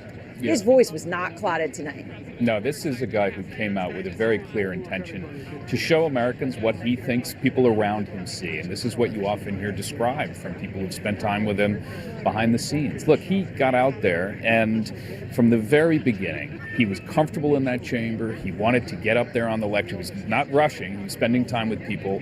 And then he gets up there and he begins to speak. And what you heard, I think this is very important, was a kind of comfort with the issues and a level of emphasis. The clear thing was, if you turned off the sound on that speech and you just watched that person at the lectern, you wouldn't have had a lot of questions about whether they were in command of that chamber, whether they were in command of the material. And very many people out there are going to be seeing that speech in that. They're looking to see, am I reassured? The number of people who said to me in the days before this speech, I'm nervous. I'm nervous because any moment could become fodder on social media. There was no moment tonight that becomes, a day-long story. That speaks for itself. And the ad-libs, Kate, were frequent, but yet would, circle back purposefully. Exactly. And you asked earlier if he was nervous. Absolutely not. All right, Jake. Thanks, Aaron. And we're watching President Biden make his way out of Statuary Hall. And it is definitely a moment where he seems to be, making his way out of the House chamber. It's definitely a moment where he seems to be relishing what he just did. He seems to be enjoying it. A lot of congratulations from Democrats, Daniel. You know, speaking of Democrats, while this speech was going on, I was getting texts from a couple of senior Democratic leadership aides saying, you know, what Republicans did was lower expectations. Let's interrupt right now. We're going to listen to the Republican response. Senator Katie Britt of Alabama. Good evening, America. My name is Katie Britt, and I have the honor of serving the people of the great state of Alabama in the United States Senate. However, that's not the job that matters most. I am a proud wife and mom of 2 school-aged kids. My daughter Bennett and my son Ridgway are why I ran for the Senate. I'm worried about their future and the future of children in every corner of our nation. And that's why I invited you into our home tonight. Like so many families across America, my husband Wesley and I just watched President Biden's State of the Union address from our living room. And what we saw was the performance of a permanent politician who has actually been in office for longer than I've been alive. One thing was quite clear, though. President Biden just doesn't get it. He's out of touch. Under his administration, families are worse off, our communities are less safe, and our country is less secure. I just wish he understood what real families are facing around kitchen tables just like this one. You know, this is where our family has tough conversations. It's where we make hard decisions. It's where we share the good, the bad, and the ugly of our days. It's where we laugh together, and it's where we hold each other's hands and pray for God's guidance. And many nights, to be honest, it's where Wesley and I worry. I know we're not alone. And so tonight, the American family needs to have a tough conversation, because the truth is, we're all worried about the future of our nation. The country we know and love seems to be slipping away, and it feels like the next generation will have fewer opportunities and less freedoms than we did. I worry my own children may not even get a shot at living their American dreams. My American dream allowed me, the daughter of 2 small business owners from rural Enterprise, Alabama, to be elected to the United States Senate at the age of 40. Growing up, sweeping the floor at my dad's hardware store and cleaning the bathroom at my mom's dance studio, I never could have imagined what my story would entail. To think about what the American dream can do across just one generation, in just one lifetime, it's truly breathtaking. But right now, the American dream has turned into a nightmare for so many families. The true, unvarnished state of our union begins and ends with this. Our families are hurting. Our country can do better. And you don't have to look any further than the crisis at our southern border to see it. President Biden inherited the most secure border of all time. But minutes after taking office, he suspended all deportations, he halted construction of the border wall, and he announced a plan to give amnesty to millions. We know that President Biden didn't just create this border crisis, he invited it with 94 executive actions in his first 100 days. When I took office, I took a different approach. I traveled to the Del Rio sector of Texas. That's where I spoke to a woman who shared her story with me. She had been sex trafficked by the cartels starting at the age of 12. She told me not just that she was raped every day, but how many times a day she was raped. The cartels put her on a mattress in a shoebox of a room, and they sent men through that door over and over again for hours and hours on end. We wouldn't be okay with this happening in a third world country. This is the United States of America, and it is past time, in my opinion, that we start acting like it. President Biden's border policies are a disgrace. This crisis is despicable. And the truth is, it is almost entirely preventable. From fentanyl poisonings to horrific murders, there are empty chairs tonight at kitchen tables just like this one because of President Biden's senseless border policies. Just think about Laken Riley. In my neighboring state of Georgia, this beautiful 22-year-old nursing student went out on a jog one morning, but she never got the opportunity to return home.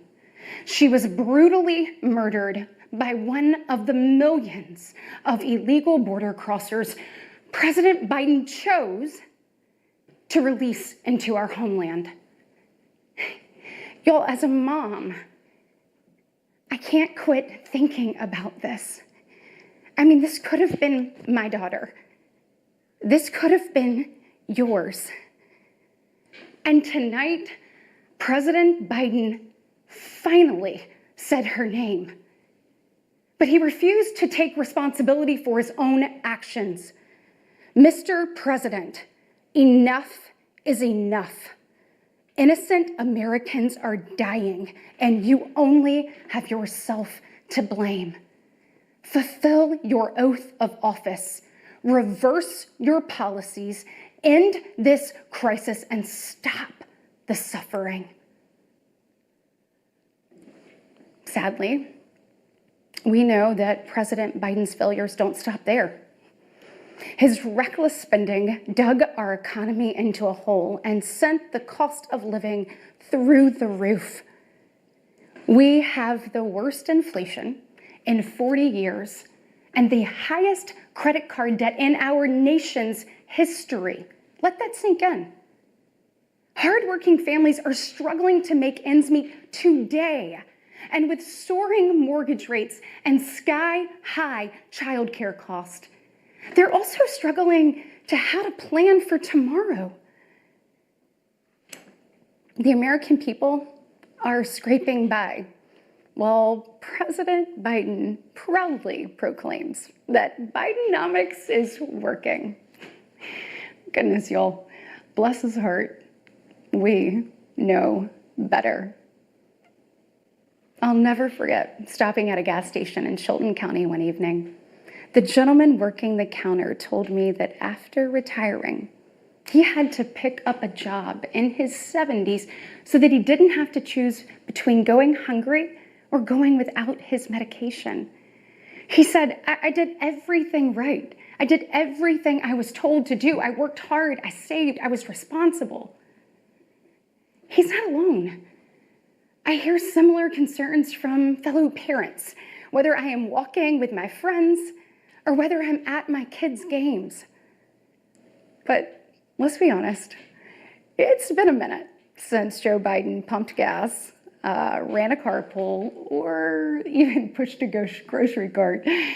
Meanwhile, the rest of us see our dollar and we know it doesn't go as far. We see it every day. And despite what he tells you, our communities are not safer. For years, the left has coddled criminals and defunded the police, all while letting repeat offenders walk free. The result is tragic, but foreseeable. From our small towns to America's most iconic city streets, Life is getting more and more dangerous. And unfortunately, President Biden's weakness isn't just hurting families here at home. He is making us a punchline on the world stage. Look, where I'm from, your word is your bond. But for 3 years, the president has demonstrated that America's word doesn't mean what it used to. From abandoning our allies in his disastrous withdrawal from Afghanistan to desperately pushing another dangerous deal with Iran. President Biden has failed. We've become a nation in retreat, and the enemies of freedom, they see an opportunity. Putin's brutal aggression in Europe has put our allies on the brink. Iran's terrorist proxies have slaughtered Israeli, Jews, and American citizens. They've targeted commercial shipping, and they've attacked our troops nearly 200 times since October, killing 3 U.S. soldiers and 2 Navy SEALs. Meanwhile, the Chinese Communist Party is undercutting America's workers. China is buying up our farmland, spying on our military installations, and spreading propaganda through the likes of TikTok. You see, the CCP knows that if it conquers the minds of our next generation, it conquers America.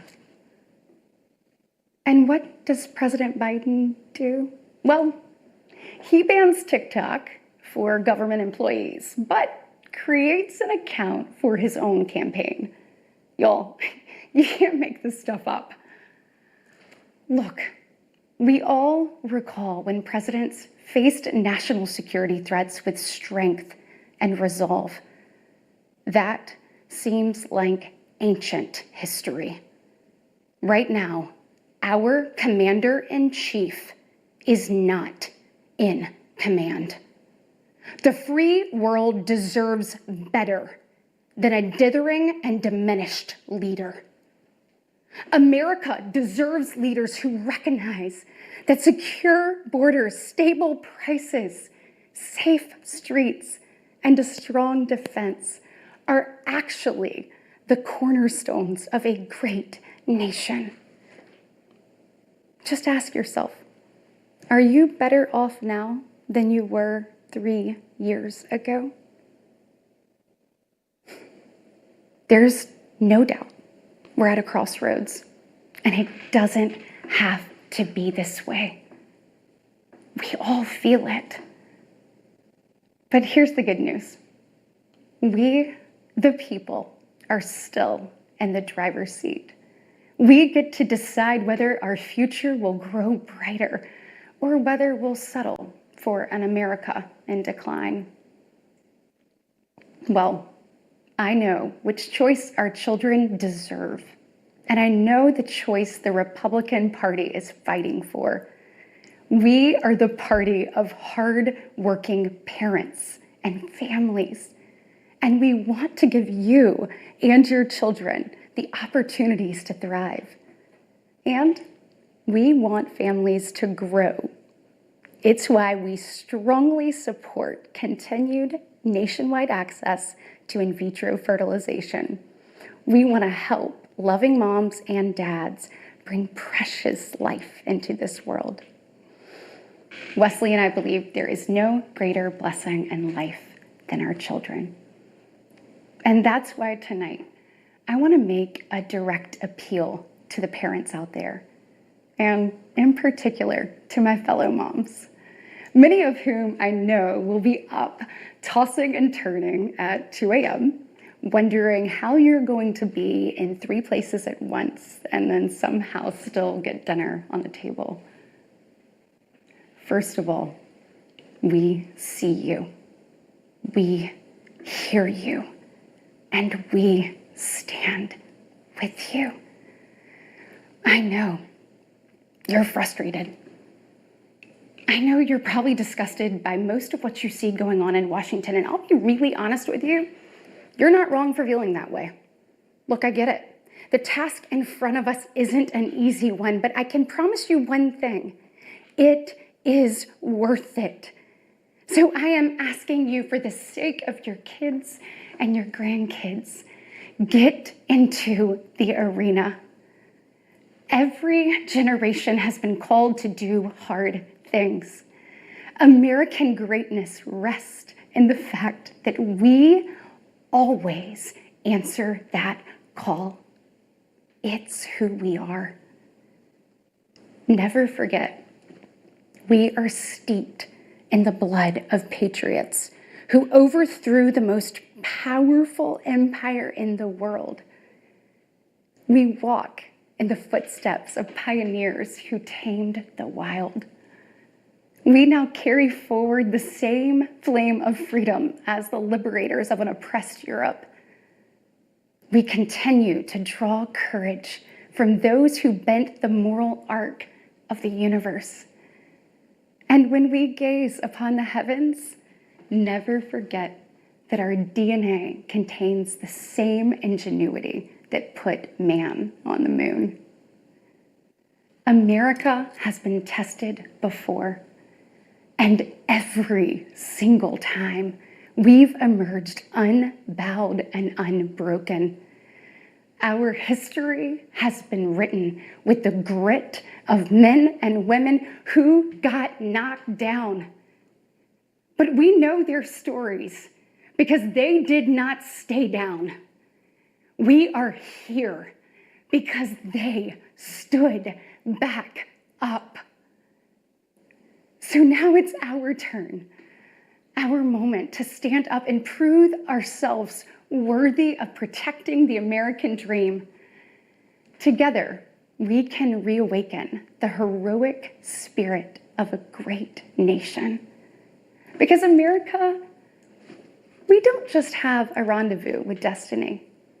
We take destiny's hand and we lead it. Our future starts around kitchen tables just like this, with moms and dads just like you. And you are why I believe with every fiber of my being that despite the current state of our union, our best days are still ahead. May God bless you, and may God continue to bless these United States of America. All right, the Republican response. Well, okay. I want you guys to let me know what you think about the response. I'll tell you guys how I feel in a minute, but let me know. One, if you think she did an excellent job or she did a good job. Two, if you think she didn't do a good job. I will say one thing.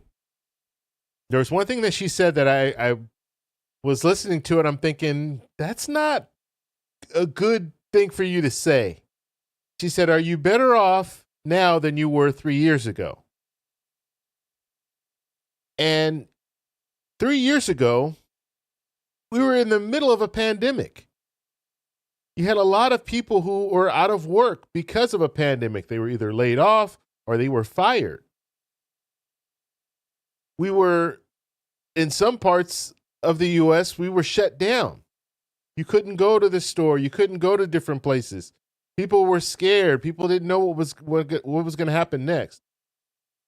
So maybe that's not the right thing to say 3 years ago. Maybe you want to go back further than that. You say 3 years ago. 3 years ago, we were in the middle of a real bad situation. So very, very interesting that she would say that. You notice she didn't offer any solutions. None at all. The only thing she said is she supports, and I guess she was saying Republicans support IVF. So she said that just in support of that. But as far as policies, she put forward no policies.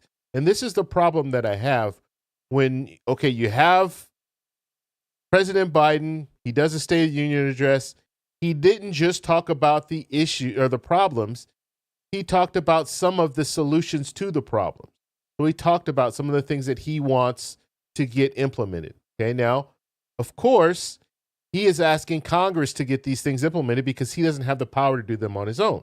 Presidents don't have power to do that. You have to change laws, and you need legislators to change laws. What I found interesting is she didn't mention anything. She didn't mention any proposals or talk about any plans to help the American people. She just talked about what was wrong.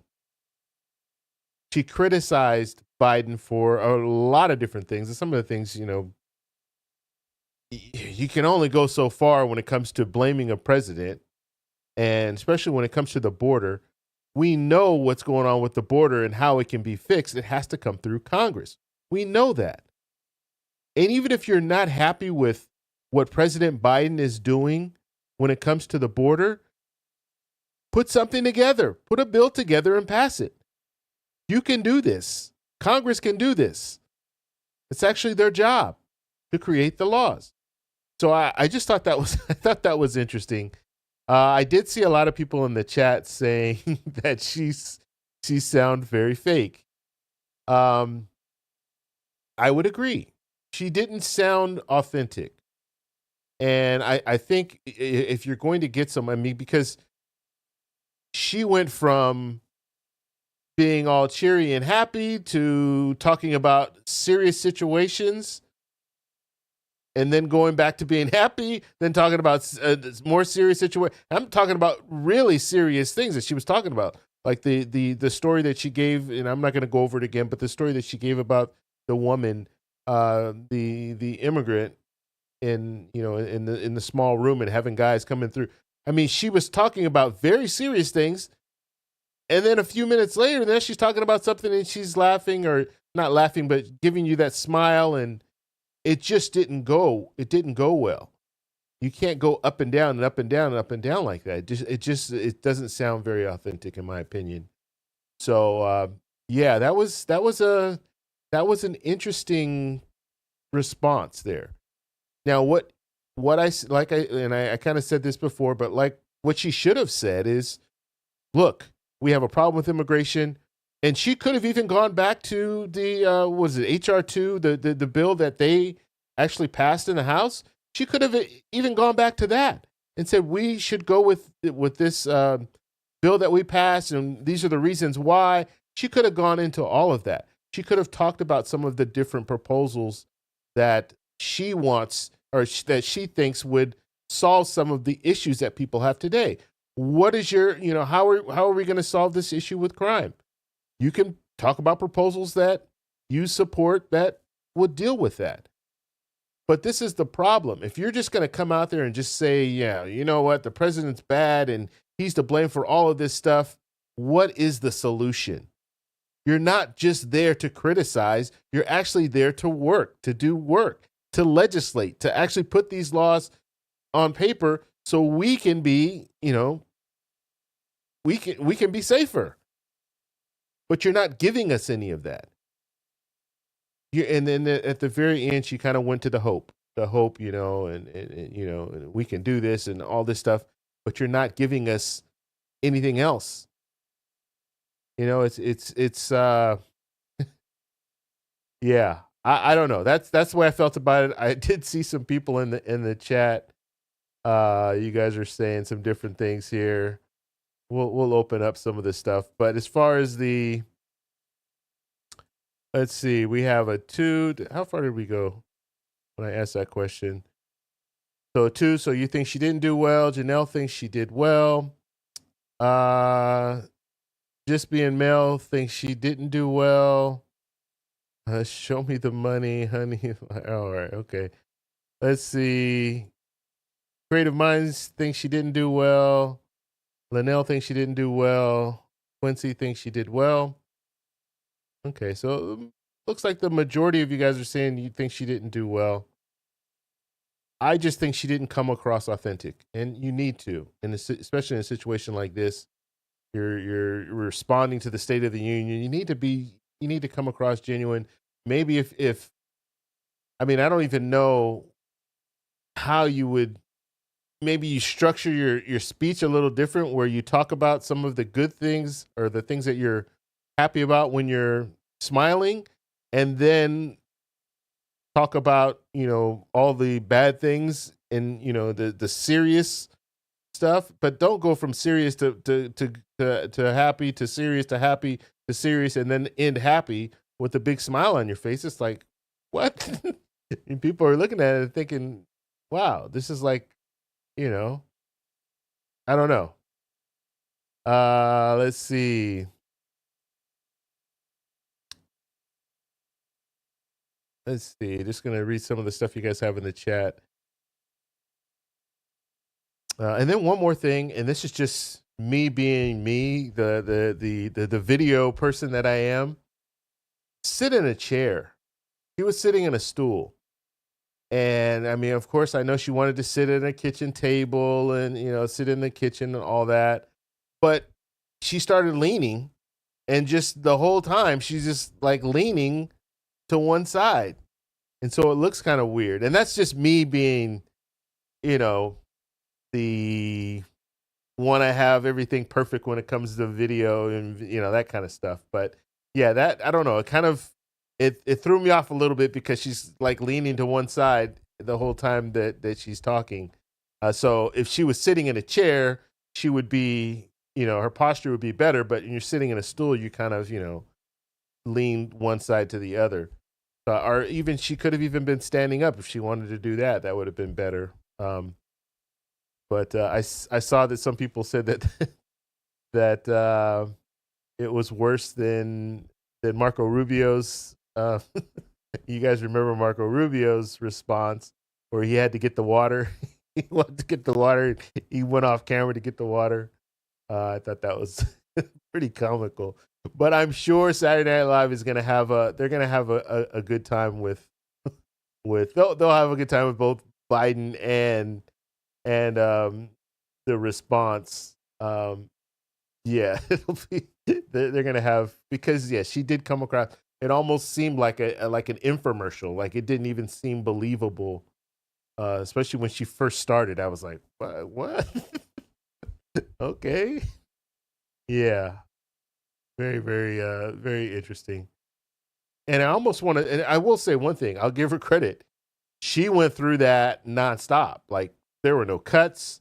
She flowed through that whole thing and didn't pause, didn't, hesitate or anything like that. So I commend her for that. I mean, because that's hard. That's very hard to do. So she did that in one take. So that was good. But yeah, very, in my opinion, she seemed like, it didn't come across authentic at all. All right, guys, let's. I'm going to read a few more comments that you guys have.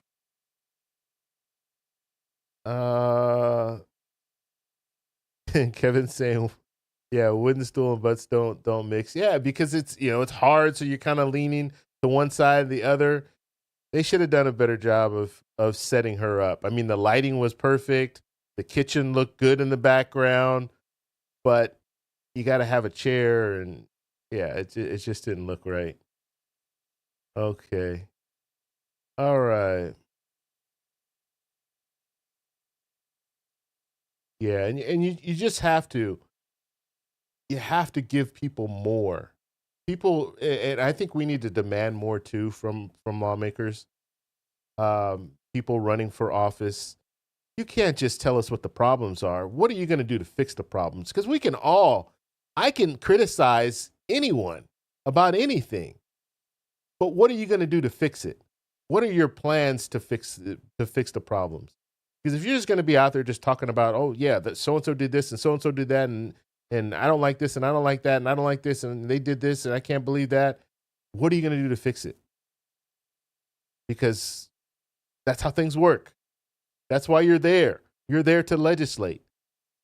What are you going to do to fix it? Or what have you done in some, some lawmakers will do this. They'll say, in my state, when I was governor, or they'll say stuff like that. This is what I did, and this is what worked.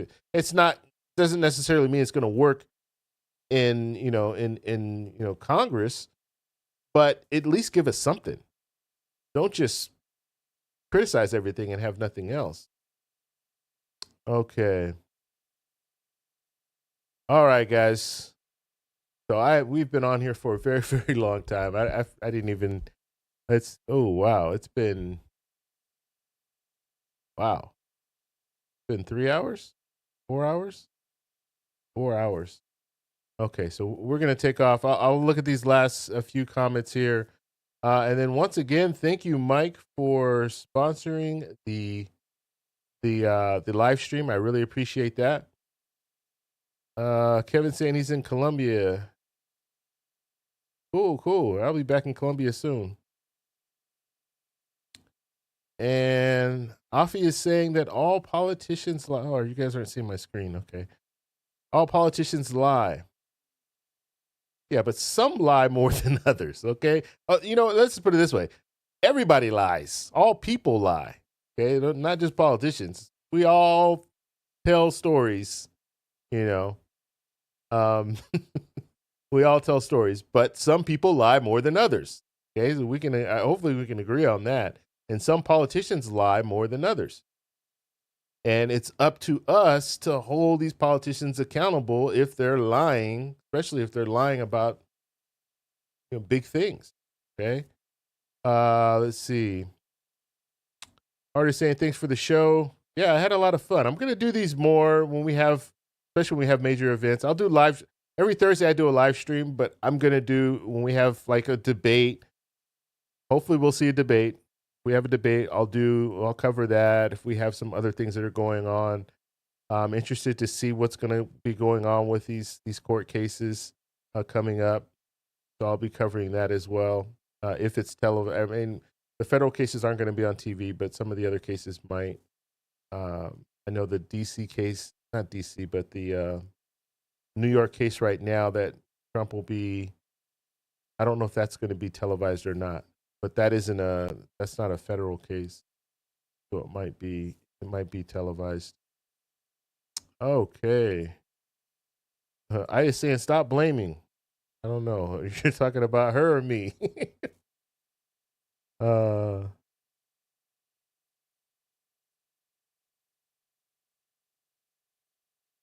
What is this saying? OMG is saying, is it YouTube that won't let you talk?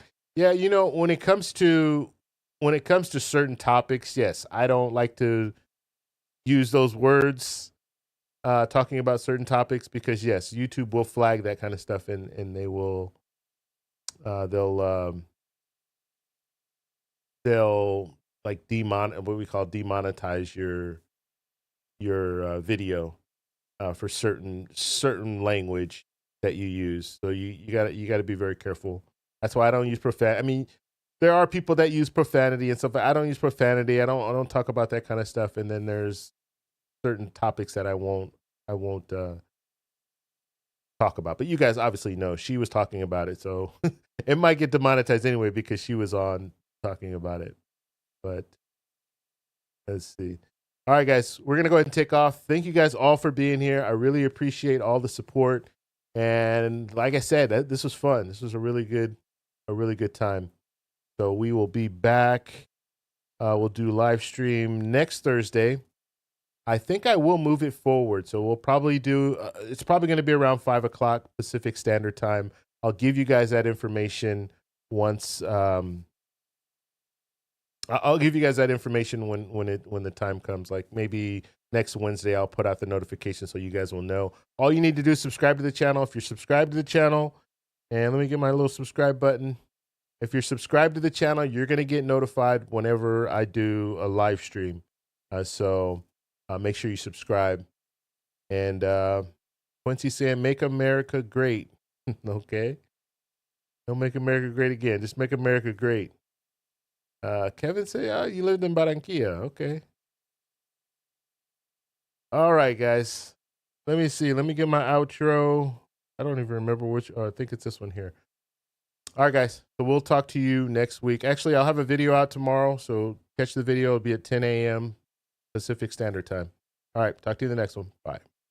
This Congress can't pass gas, and he needs to run against a do-nothing Congress. And I think that can give them some traction that he did not have before. But, you know, maybe they could get Rudy Giuliani to be Speaker. We know he can pass gas for sure. But this was almost comical.